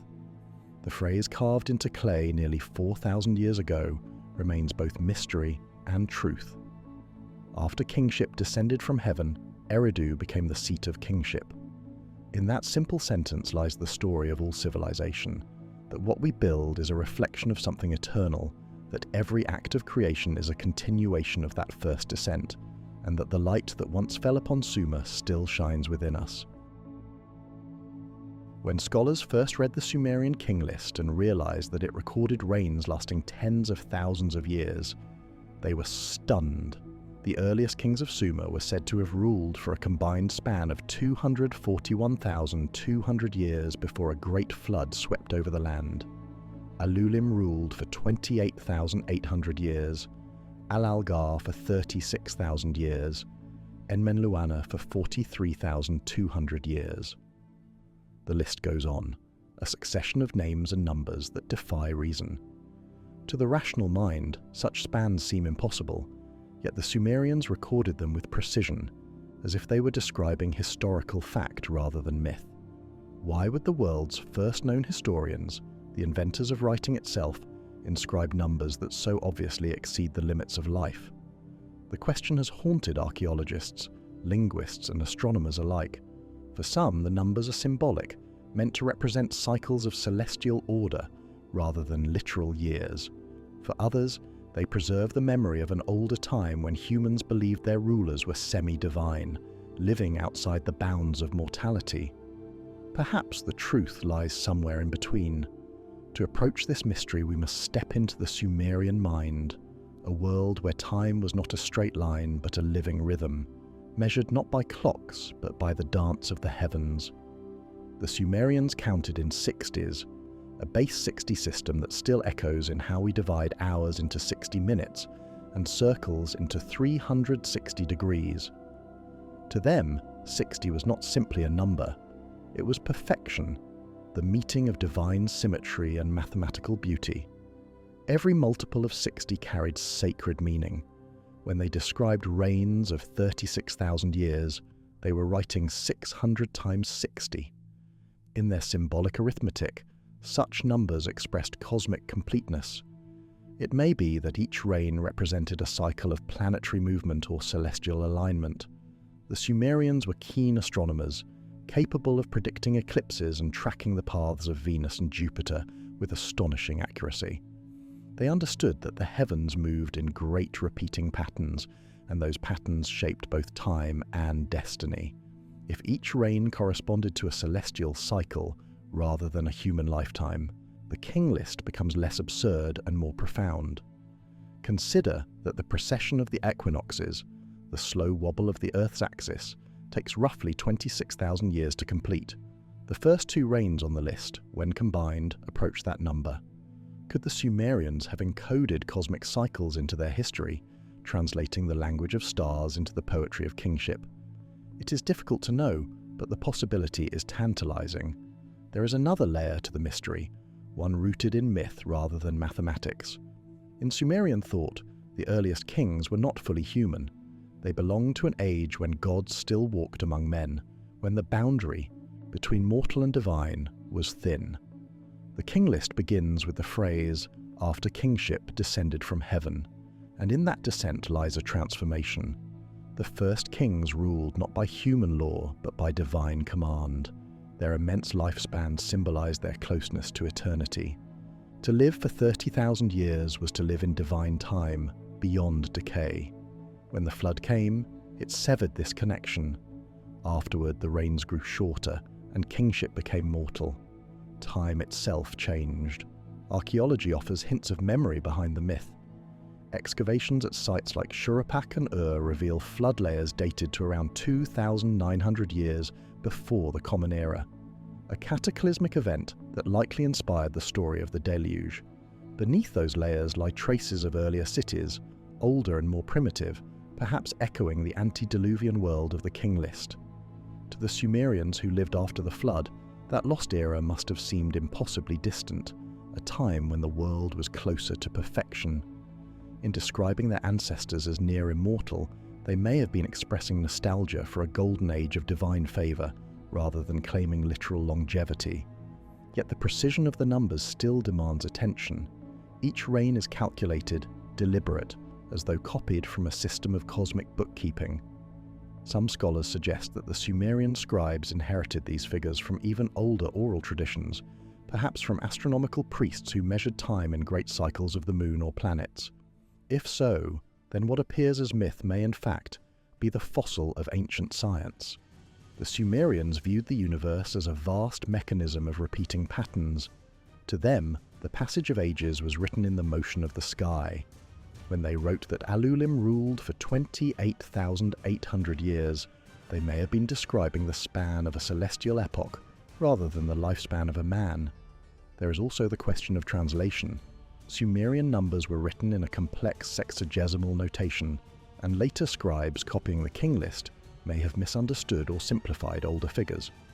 A year, in early Sumerian reckoning, could refer to a lunar cycle rather than a solar year. If so, the reign of 28,800 lunar months would equal about 2,400 solar years. A long span, but not beyond the bounds of dynastic continuity. It is possible that these vast reigns once represented family lines or priestly orders, later condensed into single names by scribes seeking to impose order on ancient traditions. But perhaps the mystery cannot be solved by arithmetic alone. The Sumerians did not separate the symbolic from the real. To them, myth was a form of truth expressed through metaphor rather than measurement. When they spoke of kings ruling for thousands of years, they were describing an age when humanity lived in direct harmony with the gods, when the order of heaven flowed unhindered into the world. Those long reigns represented the fullness of divine connection. The flood broke that link, and afterward, humanity's time grew shorter because it had become human. The pattern repeats in other traditions. In the Hebrew Bible, the patriarchs of Genesis live for hundreds of years, Methuselah for 969, Noah for 950. In ancient Egyptian king lists, early rulers are said to have lived for centuries. In India's Vedic texts, cosmic ages called yugas span thousands of years. Even in Greek mythology, the early generations of humanity lived long before mortality shortened their days. These parallels suggest a shared human memory or symbolism, a recognition that civilization began with a sense of divine timelessness. As knowledge became more rational, that sense was lost. The Sumerians were the first to record the moment of transition. In their cosmology, time itself was a divine substance that could thicken or thin depending on proximity to the gods. The early world moved slowly, drenched in eternity, while the later world accelerated as it drifted away from heaven. Modern physics offers a poetic parallel. Time dilates in the presence of great mass or energy, flowing more slowly near the powerful. The Sumerians intuited something similar through intuition rather than equations. To live in the presence of gods was to live in expanded time. When that presence faded, so did the length of life. One might even see in the King List a record of humanity's changing consciousness. The immense lifespans of the first kings reflect an era when people perceived themselves as part of a larger divine rhythm. The shortening of reigns after the flood mirrors the rise of individualism, the awareness of human limitation. Civilization, in a sense, was born the moment time became finite. The Sumerians understood this tragedy. Their King List is both celebration and lament, a record of divine order and a chronicle of its loss. The total of 241,200 years, so precise and haunting, marks the span of a completed cycle. It may symbolize the great cosmic age that preceded the flood, a full rotation of celestial order before renewal. To the Sumerians, numbers were not abstract but sacred. Every value carried meaning. The sum of their pre-flood reigns is divisible by 60, the perfect number. Even in their myth, mathematical harmony governed creation. In this way, the King List stands as both history and cosmology, blending mythic poetry with scientific observation. It reflects a world where numbers, gods, and kings were threads of the same tapestry. The Sumerians did not write to separate truth from myth. They wrote to weave them together. Their vision of time was not a river flowing one way, but a great wheel turning forever, each age echoing the last. The 241,200 years of divine kingship were not a mistake, but a declaration that human history is inseparable from the eternal patterns of the cosmos. As we look back across millennia at their clay tablets, the mystery remains unsolved, and perhaps it is meant to be. The Sumerians were not trying to explain the world in our modern sense. They were bearing witness to a truth they felt more than understood, that life is brief, but order is eternal, that kingship descends from heaven, not once, but in every age when humanity remembers its origin. In the strange arithmetic of the ancients, the numbers of the King List are not exaggerations but hymns, mathematical prayers written in clay echoing through time to remind us that even in the smallest fragment of history, the infinite still speaks. The Sumerian King List contains a phrase that divides time itself. Then the flood swept over. After the flood had swept over, kingship descended again from heaven. In those few words, a cosmic boundary is drawn, separating two worlds, the divine age of impossible reigns and the human age of memory. The flood is not only a story of water and destruction, but a turning point in the history of consciousness. It marks the end of the time when gods and men shared the same breath, and the beginning of the world we still inhabit, the world of mortality, labour, and fragile knowledge. Archaeologists who excavated the ruins of ancient Sumer found layers of mud and silt deep beneath the cities of Shuruppak, Ur, and Kish. These layers, several meters thick, contain no signs of habitation, only waterborne debris. Radiocarbon dating places them around 2,900 years before the Common Era, a time when the lower plains of Mesopotamia would have been vulnerable to catastrophic flooding. The rivers that nourished the cradle of civilization could also destroy it. Sudden melting of northern snows or the shifting of river channels may have caused floods of such magnitude that entire cities vanished beneath the waves. For the survivors, it must have seemed as if the world had ended. Yet the Sumerians did not record the flood as mere disaster. To them, it was judgment and renewal, the cosmic tide that erased corruption and allowed creation to begin anew. The last of the antediluvian kings was Ziusudra, ruler of Shuruppak, remembered as the one who found favor with the gods. In a text known as the Eridu Genesis, Ziusudra is warned by the god Enki that a deluge is coming to destroy humanity. Enki instructs him to build a great vessel, to bring aboard the seed of all living things, and to preserve the wisdom of the old world. When the waters rise, Ziusudra's ark rides above them for 7 days and 7 nights. When it settles again, he opens the hatch and offers sacrifices to the gods, who bless him and grant him eternal life in the land of Dilmun, the paradise beyond the sea. This is the oldest surviving flood story in human history, centuries older than the Epic of Gilgamesh, millennia before the tale of Noah in the Hebrew scriptures. Its imagery, divine wrath, a chosen survivor, a boat of salvation, a bird sent forth to find dry land, echoes through cultures around the world. It is as though humanity carries an ancestral memory of water and loss, retold in every language. For the Sumerians, the flood was both historical and metaphysical. It ended not only an era but an entire mode of existence. Before the flood, the kings ruled for tens of thousands of years, their authority divine.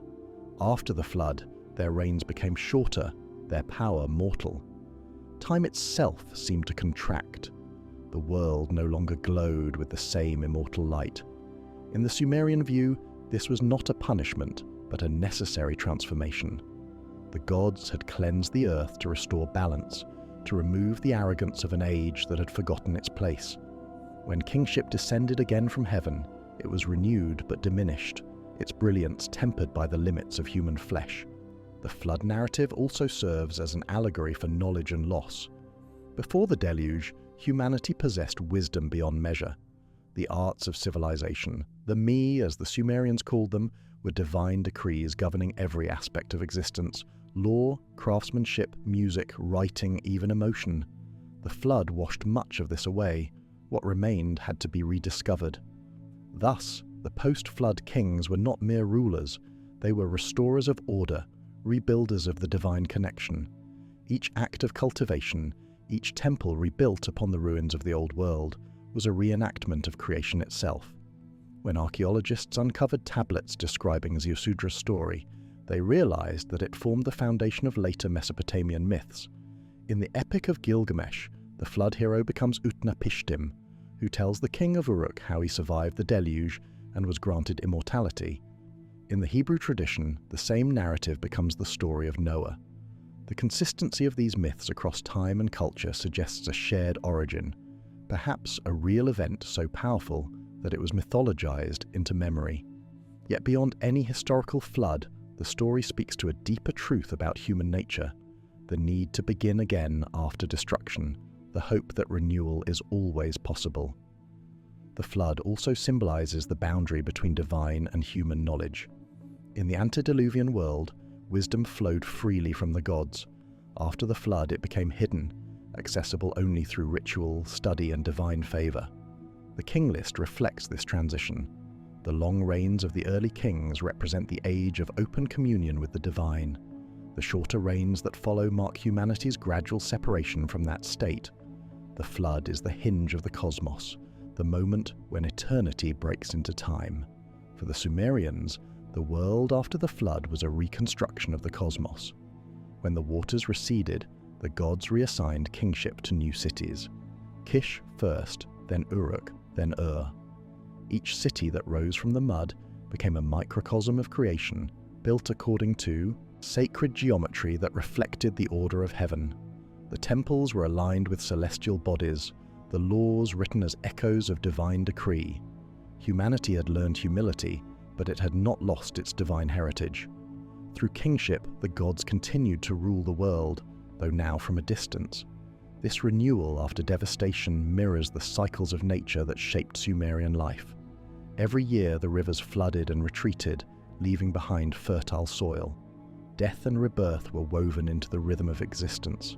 The flood that destroyed the first world was simply the cosmic version of this eternal cycle. To the Sumerians, history itself was a great breathing of the universe, expansion and contraction, chaos and order. The flood was the deepest breath of all. The Sumerian flood also embodies a moral lesson. The gods sent it because humanity had grown corrupt, neglecting the divine laws that sustained balance. Enlil, the god of air and authority, decided that the noise and wickedness of mankind had become unbearable. Yet Enki, the god of wisdom, defied the divine council to preserve life. His act of compassion allowed the world to continue. In this tension between justice and mercy lies one of the oldest ethical questions ever asked. Should creation be destroyed for its flaws or saved for its potential? The Sumerians did not answer it with doctrine, but with myth, leaving the story open to reflection. The flood survivors, led by Ziusudra, represent humanity's resilience. Though the world was drowned, knowledge endured. The Ark carried not only living beings but memory, the blueprint of civilization itself. When Ziusudra emerged, he built altars, offered gratitude, and re-established the link between gods and men. The gesture of sacrifice was more than worship. It was communication. It signaled that the covenant between heaven and earth had survived. The waters had not erased meaning. As the new cities rose, the post-flood kings became stewards of this fragile order. They ruled for hundreds of years, not thousands, and their achievements were measured not in cosmic cycles, but in human deeds, irrigation systems, temples, walls, and written laws. Yet every one of them traced his authority back to that moment when kingship once again descended from heaven. The flood had purified not only the land but the concept of kingship itself. It had made it mortal, moral, and accountable.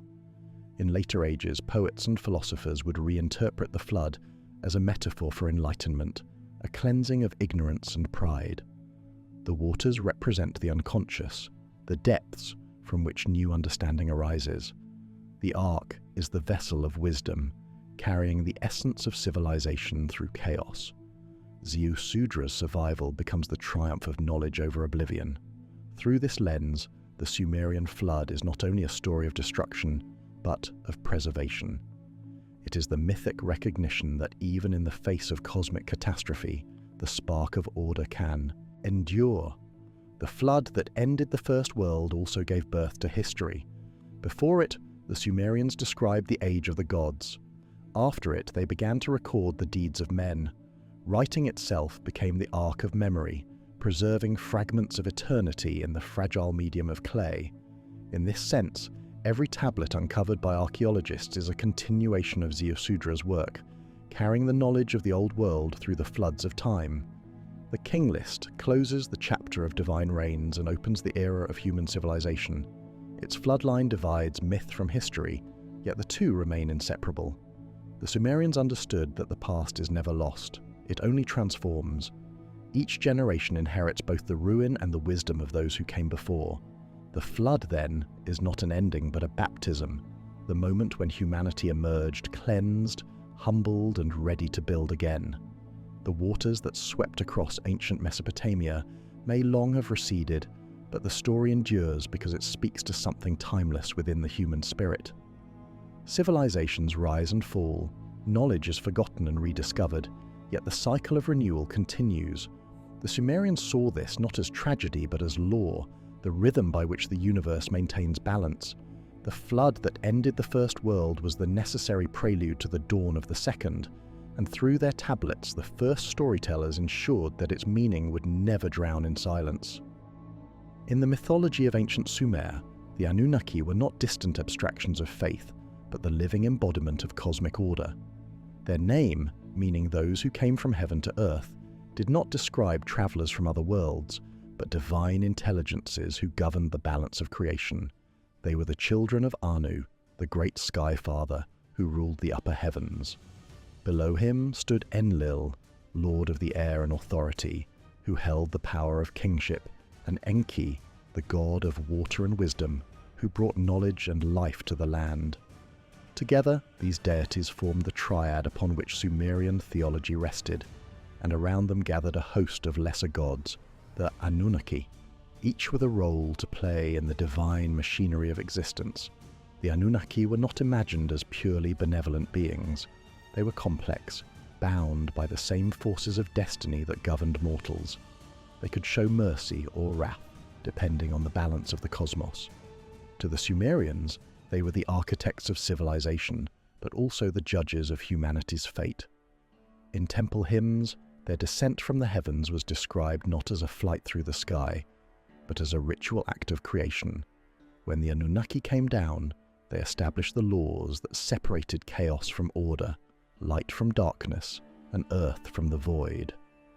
Kingship itself was one of those laws, a divine principle embodied in human rule. In the temple cities of Sumer, each deity had a seat of power, a physical location where the divine presence was believed to touch the earth. Eridu was the domain of Enki, where the first temple rose from the marshes, a reflection of the primeval ocean from which all things came. Nippur was the home of Enlil, where the destiny of nations was decided. Ur was the city of Nanna, the moon god, whose cycles governed the rhythm of time. To the people, these gods were not distant stars, but living presences within their cities. When priests offered incense, when kings built temples, when scribes carved laws into stone, they were participating in the same descent that the Anunnaki first performed. Over the millennia, the meaning of the Anunnaki's descent evolved. In the early hymns, it described the establishment of divine order on Earth. In later texts, it became a more complex metaphor for the relationship between the heavens and the underworld. The Anunnaki were also said to dwell beneath the earth, where they judged the souls of the dead. This dual nature reflected the Sumerian understanding of balance. Creation and destruction, life and death, heaven and the underworld were all aspects of the same cosmic cycle. The gods who descended to give life would also one day descend to receive it back. Modern interpretations have often distorted this vision. In the 20th century, authors such as Zecharia Sitchin proposed that the Anunnaki were extraterrestrial visitors who came to Earth in distant ages, teaching humanity technology and knowledge. These ideas, though imaginative, stem from a misunderstanding of the Sumerian texts. The cuneiform word for heaven, An, refers to the celestial realm, not to outer space as modern science conceives it. The descent from heaven described in the hymns is not a physical journey through the stars, but a spiritual one, a movement from the invisible to the visible, from divine potential to material reality. In Sumerian thought, every act of creation was a descent of the divine into the material world. When a seed sprouted, when a river flooded, when a child was born, the gods were said to have descended again. This was the pattern of existence, the breathing of the cosmos. To say that kingship descended from heaven was to say that it participated in this sacred rhythm. The Anunnaki were the intermediaries of that process, ensuring that the will of the heavens took form on Earth. Their myths, far from tales of alien intervention, were the first expressions of natural law, the recognition that behind every phenomenon lies a higher order. The temples dedicated to the Anunnaki were designed as bridges between realms. Each ziggurat, with its tiered structure reaching toward the sky, represented a cosmic mountain, the meeting point of heaven and earth. Priests ascended its steps during rituals, carrying offerings and chants, reenacting the descent and ascent of the gods. The smoke of burning incense was believed to carry prayers upward, while blessings descended with the morning dew. In this architecture, we see not superstition, but symbolic precision. The Sumerians built their world as a reflection of the cosmos, with the temple as its axis. The Anunnaki were also the custodians of the Me, the divine decrees that governed every aspect of existence. These decrees were not moral commandments in the later religious sense, but the fundamental patterns of reality: law, fertility, language, craftsmanship, and music. Each Me was a law of being, and the gods distributed them among themselves to maintain balance. In one myth, Inanna, goddess of love and war, visits Enki in Eridu and persuades him to give her the Me, bringing civilization to her city of Uruk. This myth captures the essence of the Anunnaki's role. They were transmitters of divine order, the bringers of knowledge that allowed humanity to flourish. Enki, among the Anunnaki, stands as the most human and compassionate. While Enlil represents the authority of law, Enki embodies wisdom and mercy. It was he who defied the divine decree to warn Ziusudra of the coming flood. In this act, Enki ensured that life would continue. His defiance was not rebellion but harmony. He recognized that balance could not exist without compassion. Through Enki, the Sumerians expressed a profound understanding of ethics, that justice without wisdom becomes tyranny, and wisdom without compassion becomes vanity. The myths of the Anunnaki are not relics of primitive imagination, but the earliest attempts to articulate the structure of reality. They express truths that science and philosophy would later rediscover, that the universe operates through order, that knowledge connects heaven and earth, and that creation and destruction are parts of a single cycle. In the language of myth, the descent from heaven describes the flow of energy, consciousness, and law into the material world. The Sumerians perceived this descent not as a one-time event, but as the continuous heartbeat of existence. Their understanding of the divine was deeply integrated with observation. They watched the stars and saw not random lights, but the movements of the Anunnaki themselves.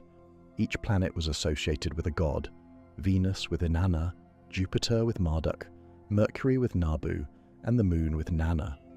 The heavens were a living script, and the priests who studied them were readers of divine language. In this synthesis of astronomy and theology, the Sumerians laid the foundation for both science and spirituality. Their gods were not beyond the world, but within it, mirrored in the motion of the sky and the order of the earth. The descent of the Anunnaki also mirrors the descent of consciousness. In every human being, they believed, resides a spark of the divine, a reflection of the heavenly order. To live wisely was to honor that spark, to maintain balance within oneself, as the gods maintained it in the cosmos. The rituals of the temples, the hymns sung at dawn, the laws inscribed on tablets, all were external expressions of this inner truth. The descent from heaven was not only the story of the gods, it was the story of humanity awakening to its own potential. In this light, the Sumerian myths ceased to be stories of gods ruling over men and become parables of cosmic harmony. The Anunnaki are not masters but models, symbols of the order that sustains life. Their descent is not an intrusion, but a reminder that the sacred is woven into the fabric of existence. Every civilization that followed inherited fragments of this vision. The Egyptian concept of Ma'at, the Greek idea of Logos, the Indian notion of Dharma. All are echoes of the Sumerian principle that divine law descends to structure the world. When we read the old tablets and see the wedge marks pressed into clay 5,000 years ago, we are not only reading ancient prayers but witnessing the first articulation of cosmic unity. The Sumerians looked upon the same stars we do and saw purpose. They believed that heaven continuously pours its order into the world, and that it is the duty of humanity to receive, shape, and preserve it. The Anunnaki were the embodiment of that purpose, the eternal descent of knowledge, justice, and creation into the realm of time. The myths remind us that the world is not separate from the divine, but suffused with it. The same breath that animated the Anunnaki moves through the wind, the water, and the human heart. When the Sumerians said that the gods descended from heaven, they were not describing something that happened once long ago. They were describing something that happens always, the continuous fall of light into matter, of spirit into form, of meaning into history. It is a truth that science and poetry still chase, the understanding that everything that exists is part of a single, eternal descent. When the first fragments of the Sumerian King List emerged from the sands of Mesopotamia, scholars struggled to decide what they were reading. Were these tablets historical records, mythological scripture, or something in between? Each broken piece of clay seemed to blur the line between fact and legend. The Sumerians, after all, did not separate myth from history the way modern minds do. To them, the two were woven together, as inseparable as the threads of a single tapestry. Archaeology would come to reveal not only their cities, but their way of thinking, a civilization that saw every event as both divine and real, every stone both sacred and practical. The first of these tablets was discovered in the early 19th century in the ruins of ancient Nippur, a once great temple city of Enlil, the god of air and kingship. Later, more fragments appeared in Lhasa, Kish, and most famously, the Weld-Blundell prism from Lhasa, now preserved in the Ashmolean Museum in Oxford. Each version contained the same haunting structure, a list of cities, rulers, and reigns, separated by the cataclysmic flood. Though the names sometimes differed, the rhythm of divine descent and mortal succession remained constant. This repetition was not an accident. It reflected a worldview in which time itself was cyclical, moving from creation to destruction and back again. To modern historians, the King List presented a puzzle. Many of the names in its later sections, rulers of Kish, Ur and Lagash, corresponded with known figures verified through independent inscriptions and archaeological evidence. Yet the earlier, antediluvian kings, those who ruled before the flood, remained elusive. Their supposed reigns of tens of thousands of years seem beyond any rational measure, and yet, the more archaeologists uncovered, the more they realized that myth and history in Sumer were not opposites, but mirrors of one another. The myths preserved truths not as data, but as patterns of meaning. In ancient Sumer, to tell history was to perform an act of faith. The King List was not written to record human deeds alone, but to proclaim that all kingship, all civilization, flowed from divine order. The scribes who carved these words into clay were not chroniclers in the modern sense. They were priests of time. To inscribe a king's name was to bind him into eternity, to ensure that the divine pattern continued unbroken.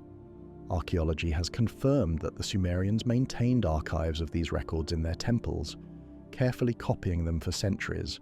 Each generation added its own rulers, reaffirming the continuity of heaven's descent upon the earth. The process of decoding these tablets has revealed how Sumerian myth evolved over time. The earliest versions, written around 1,800 years before the Common Era, were already compilations of older traditions. They contain linguistic traces of much earlier periods, suggesting that the King List itself drew from oral histories passed down for millennia. Some scholars believe that the earliest stories of Eridu, the first city, may reach back to the 6th millennium before the Common Era, long before the invention of writing.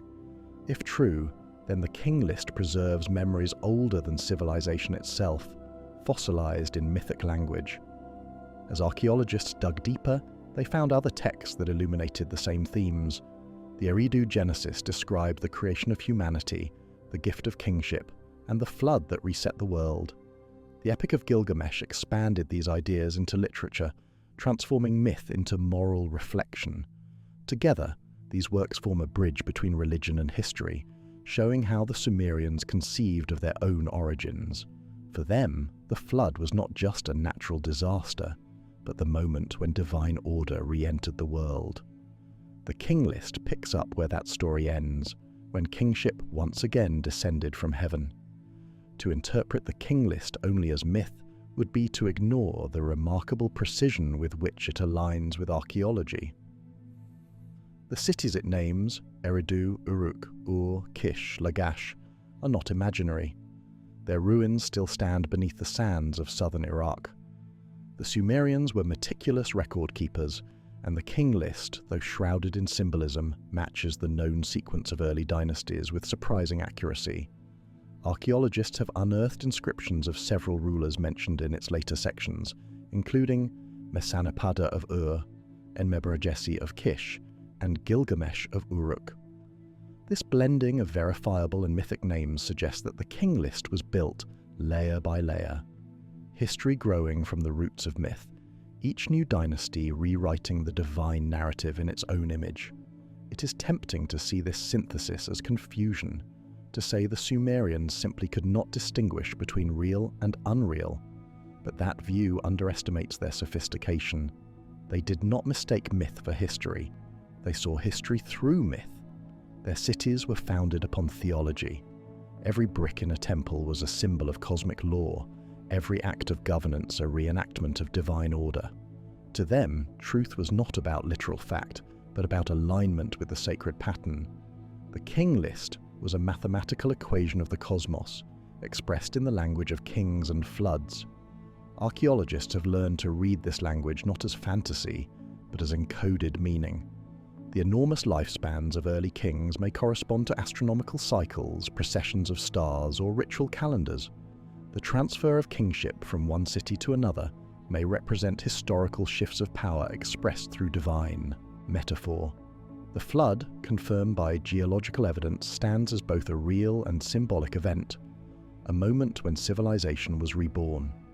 Each element of the King List thus operates on multiple levels: cosmic, theological, and historical.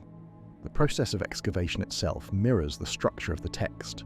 Archaeologists descend through layers of earth as the Sumerians describe kingship descending from heaven. Each stratum reveals a deeper truth, a more ancient foundation. Beneath the ruins of Uruk lie older walls, beneath those, older shrines, until one reaches the primordial temples of Eridu, the first city, where myth becomes archaeology. In the lowest levels of that site, dating to over 7,000 years ago, excavators found a small altar made of reeds and mud, the physical echo of a mythic beginning.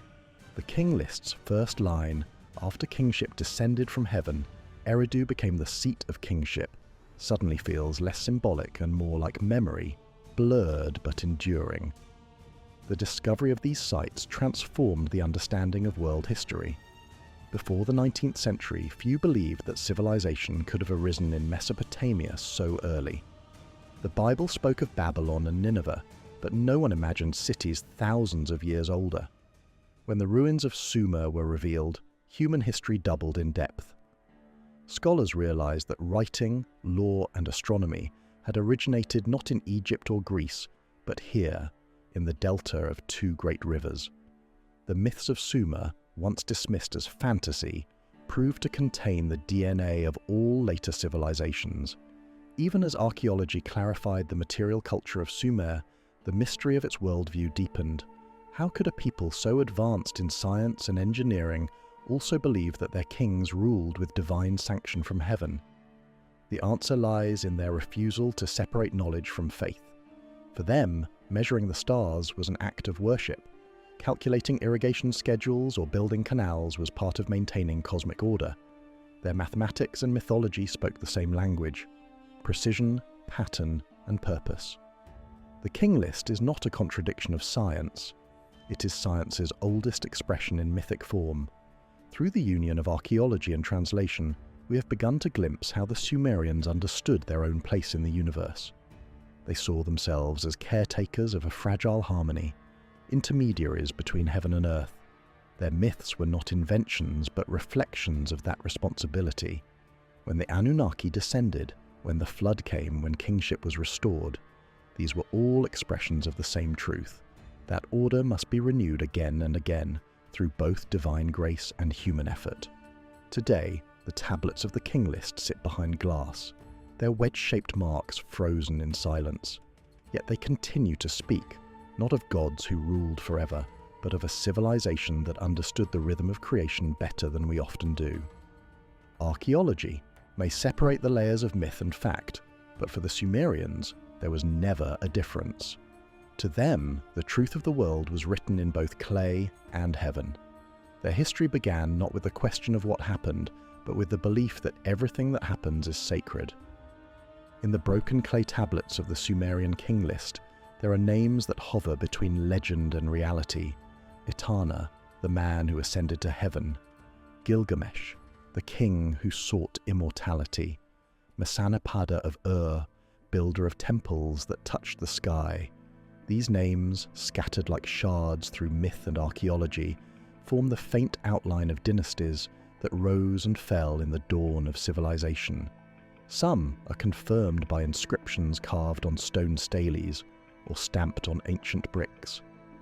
Others remain echoes preserved only in story, yet together they compose a chronicle of human awakening, the moment when memory became history and gods became kings. After the flood, the King List declares, kingship descended again from heaven, and the first post-diluvian dynasty was established at Kish.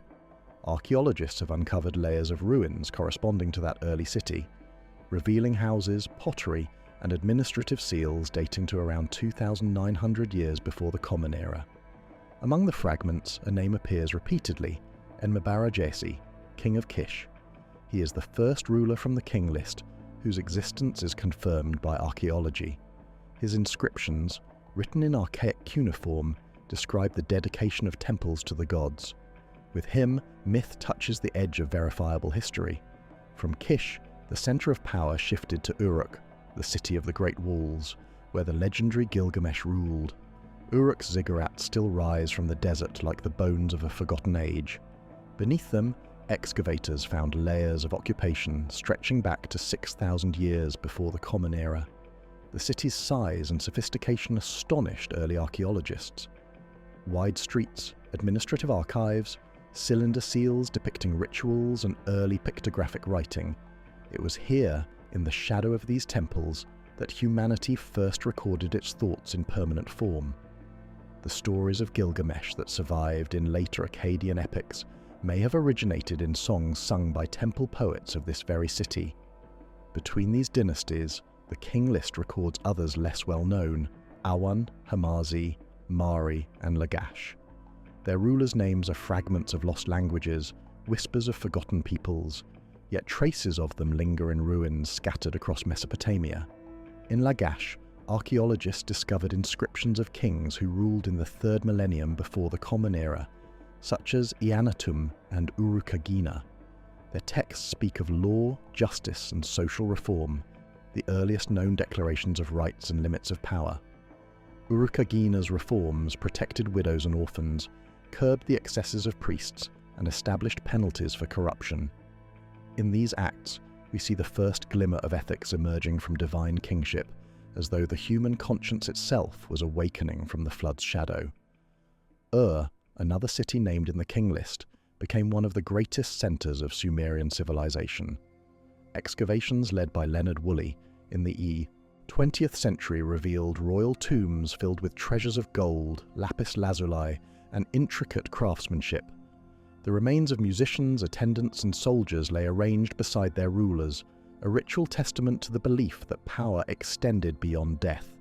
In one tomb, Woolley found the famous lyre of its bull-headed ornament gleaming after 5,000 years.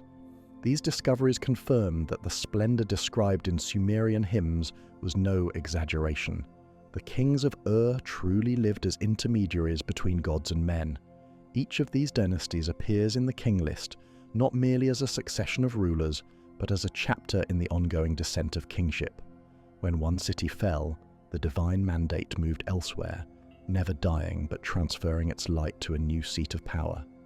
Kish, Uruk, Ur, Lagash, and Akkad all carried the flame of divine order for a time before passing it on. This concept reveals how the Sumerians viewed history, not as progress or decline, but as a sacred rotation. Every city was destined to rise, rule, and fall according to the rhythm of heaven. The most enigmatic of these dynasties belongs to Etana, the king of Kish, described in later legends as the man who ascended to heaven. His tale, preserved on Akkadian tablets, tells of a king who sought the plant of birth to restore fertility to his land. With the help of an eagle, he ascends to the realm of the gods, soaring higher and higher until the earth becomes a circle below him. The story is both myth and metaphor, a reflection of kingship as a bridge between heaven and earth. Etana's flight symbolizes the eternal aspiration of humanity to rise beyond the limits of mortality, to glimpse the divine order from above. In his myth, we hear the echo of the Sumerian belief that every ruler carried a fragment of celestial authority. Archaeologists have also traced the rise of Akkad, the empire founded by Sargon, who claimed to have been chosen by the goddess Ishtar. Though Akkad appears in later portions of the King List, its inclusion shows the continuity of Sumerian thought, even after the language itself faded. Sargon's empire, stretching from the Persian Gulf to the Mediterranean Sea, transformed Mesopotamia into the first centralized state in history. Yet even he invoked the same phrase, that kingship had descended from heaven. The idea endured across centuries and cultures, adapting to each new age. When scholars compare the King List to the archaeological record, they find both convergence and contradiction. The sequence of cities often matches historical evidence, but the durations of reigns remain exaggerated, their boundaries blurred. This suggests that the list was not a literal chronicle, but a symbolic architecture of time. It organized the chaos of memory into divine order. By assigning reigns of great length to early kings and shorter ones to later rulers, the Sumerians expressed the cosmic decline from the age of gods to the age of men. Beyond the cities and names lies a deeper mystery, the memory of a world before the flood. The Sumerians spoke of ancient lands that vanished beneath the waters, of forgotten dynasties whose wisdom was lost. Some modern scholars have suggested that these legends preserve dim recollections of early cultures that thrived in the marshes and river valleys before the formation of the first cities. Others see in them echoes of real geological catastrophes, floods that reshaped the Mesopotamian plain, and forced migrations that gave rise to the myths of renewal. Whether literal or metaphorical, these stories reveal a civilization obsessed with continuity, the determination to link every generation to an unbroken divine chain.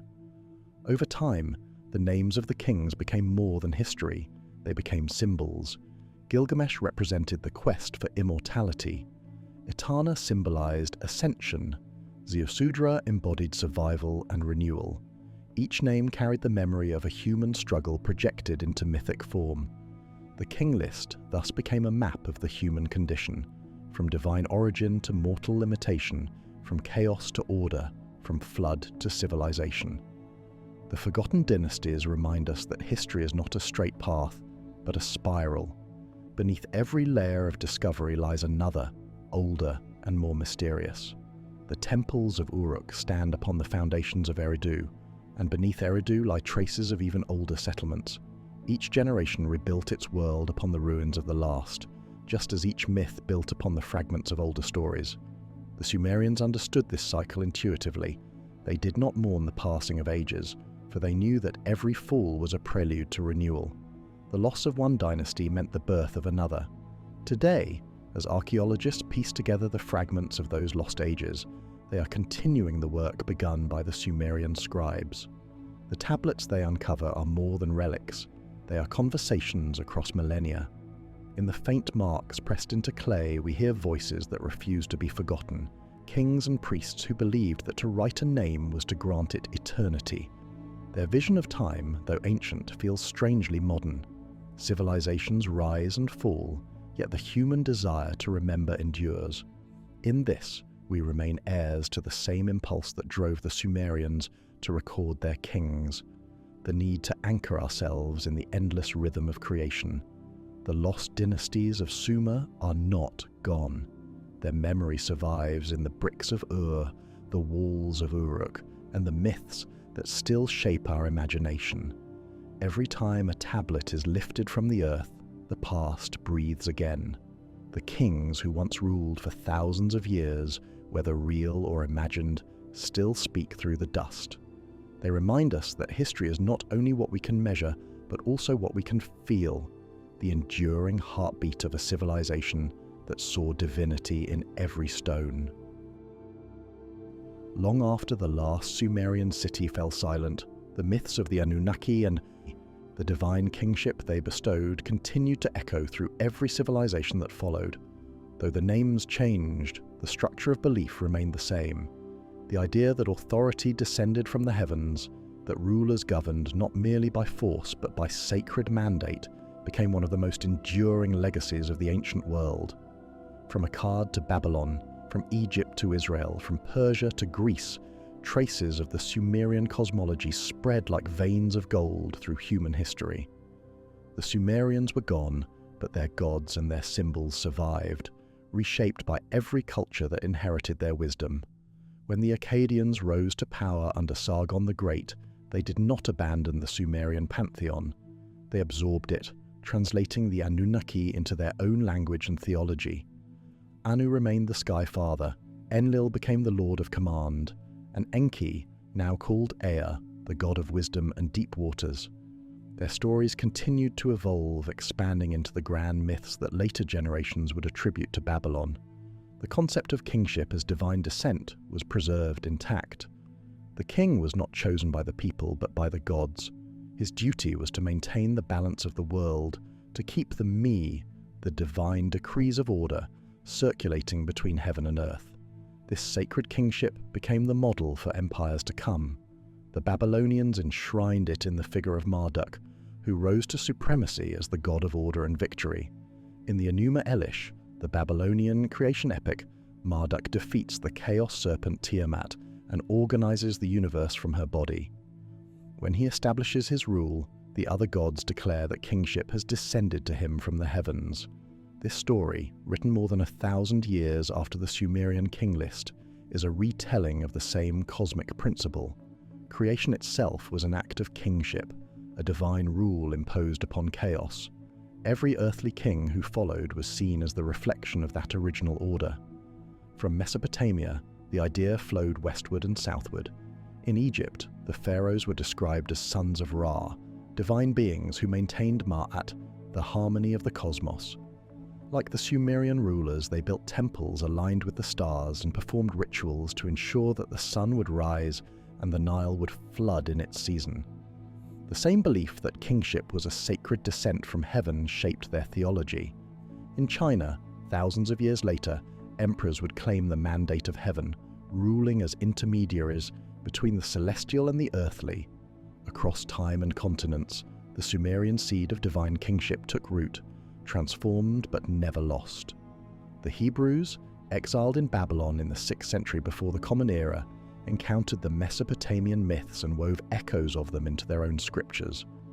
The flood of Ziusudra became the flood of Noah. The Tower of Babel echoed the ziggurats of Sumer. Even the idea of a chosen ruler guided by divine favor, David and Solomon as anointed kings, reflects the ancient conviction that legitimate power comes from the heavens. Yet the Hebrew tradition introduced a profound moral shift. Where the Sumerians saw divine kingship as cosmic law, the Hebrews made it contingent upon righteousness.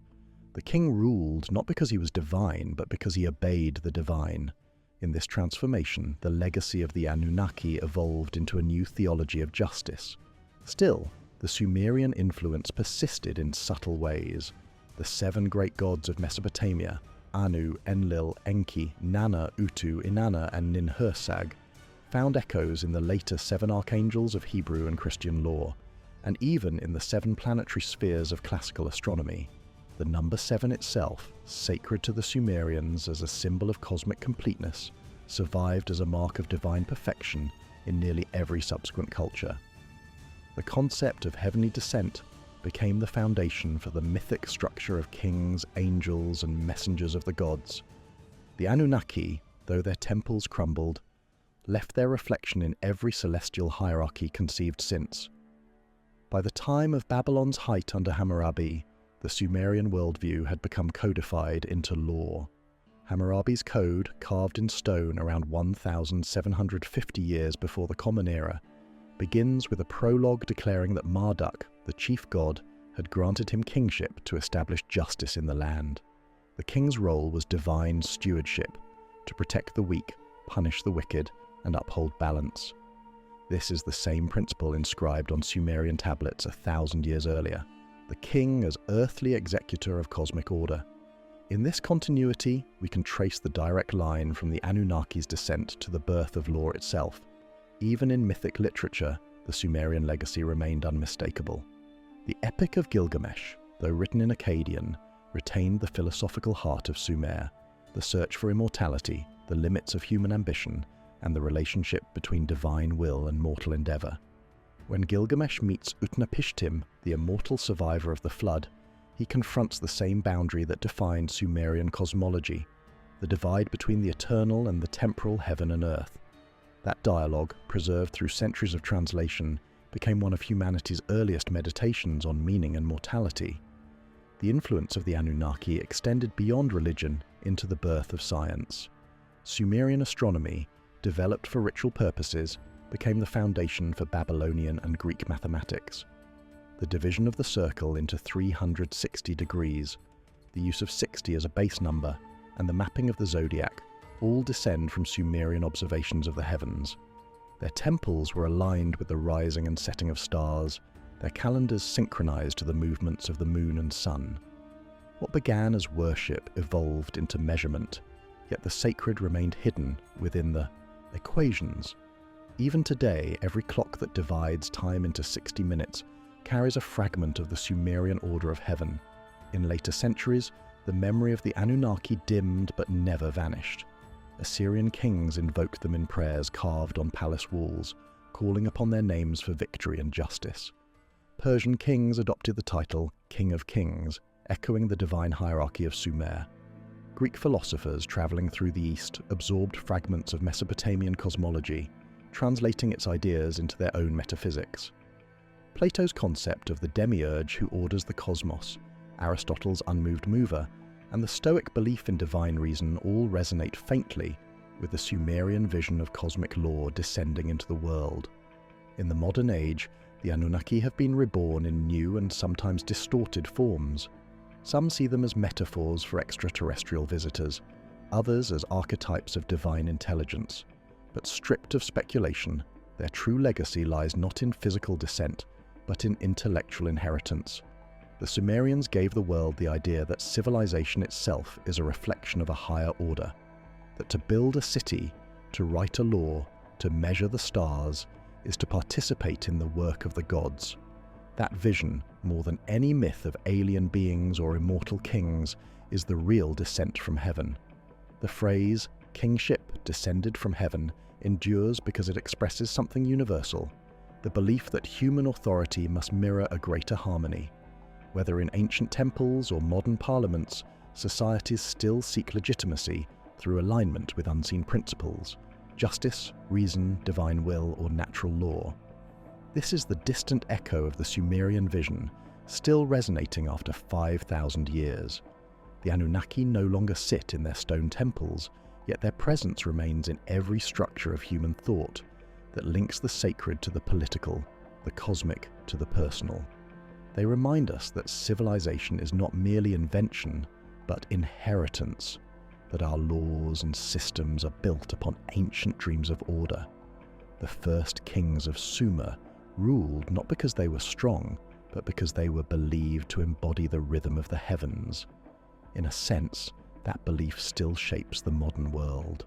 The legacy of the Anunnaki is not a story of gods who left the earth. It is the story of how their idea, the descent of order, knowledge, and authority from the divine realm, became the blueprint for civilization itself.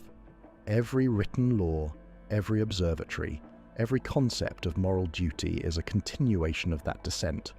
The Sumerians may have vanished, but through the enduring pattern of their myths, the Anunnaki still rule, not as deities, but as the invisible architects of human understanding.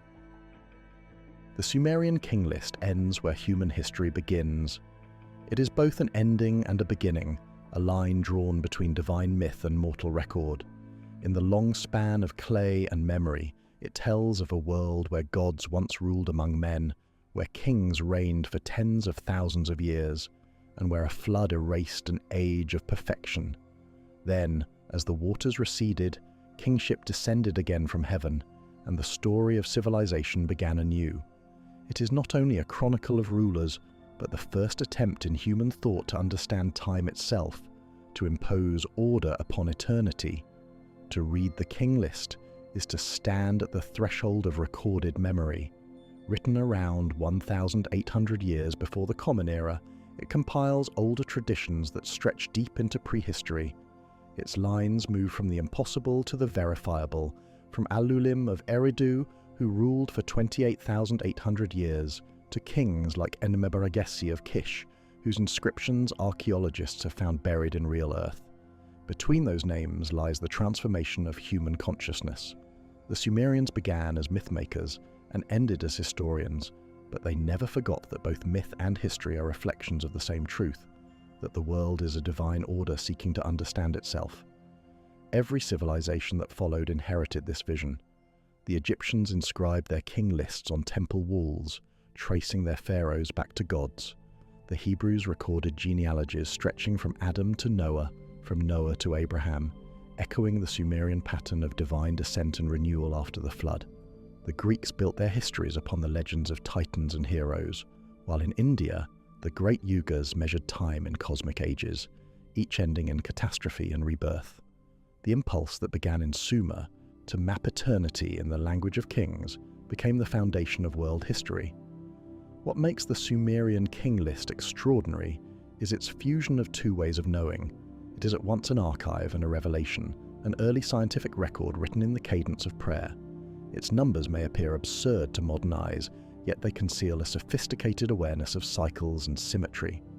241,200 years of pre-flood reigns is not random. It is a multiple of 60, the sacred base of the Sumerian numerical system, representing cosmic completeness. In the logic of their mathematics, the great ages of divine rule correspond to the movements of stars, planets, and celestial harmonies. They were not counting lifetimes, but revolutions of heaven. In this way, the King List is both astronomy and theology. The descent of kingship mirrors the descent of order into the world. Each ruler represents a point in the rhythm of creation, a reflection of the divine pattern in human form. When the flood arrives, it is not only water, but a cosmic reset, the closing of one great cycle and the opening of another. Afterward, time contracts and kingship becomes mortal. The Sumerians understood what modern cosmology would rediscover, that time itself changes with perspective, that eternity and transience are two sides of the same truth. The flood marks the hinge of their history, the moment when myth becomes memory. Archaeological evidence supports that something extraordinary occurred around that time. Layers of riverine silt at Ur and Shuruppak dated to around 2,900 years before the Common Era. Whether it was a regional flood or a mythologized echo of older cataclysms, it left a permanent mark on Sumerian consciousness. Afterward, the world was new. Writing, law, and organized religion blossomed in its aftermath, as though civilization itself had been reborn from the mud. The Sumerians did not see this rebirth as mere recovery, but as continuation. To them, history was a spiral, not a line. Every age repeated the last, but at a higher level of understanding. Kingship descended from heaven not once, but continually. Each new dynasty was a repetition of the first act of creation.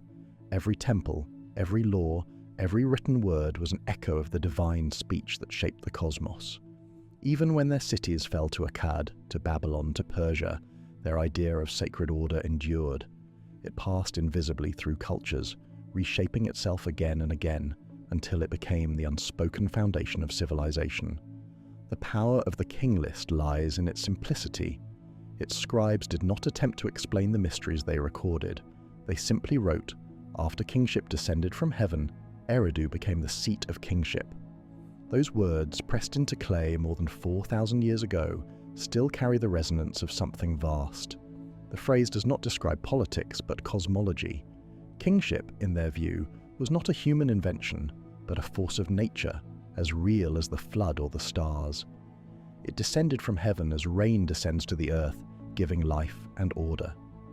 To rule was to mirror the pattern of the gods. To rebel against it was to invite chaos. Modern minds may see myth as fiction, but for the Sumerians, myth was the language of truth. Their stories encoded observation, philosophy, and moral law. The Anunnaki, the descent from heaven, the flood.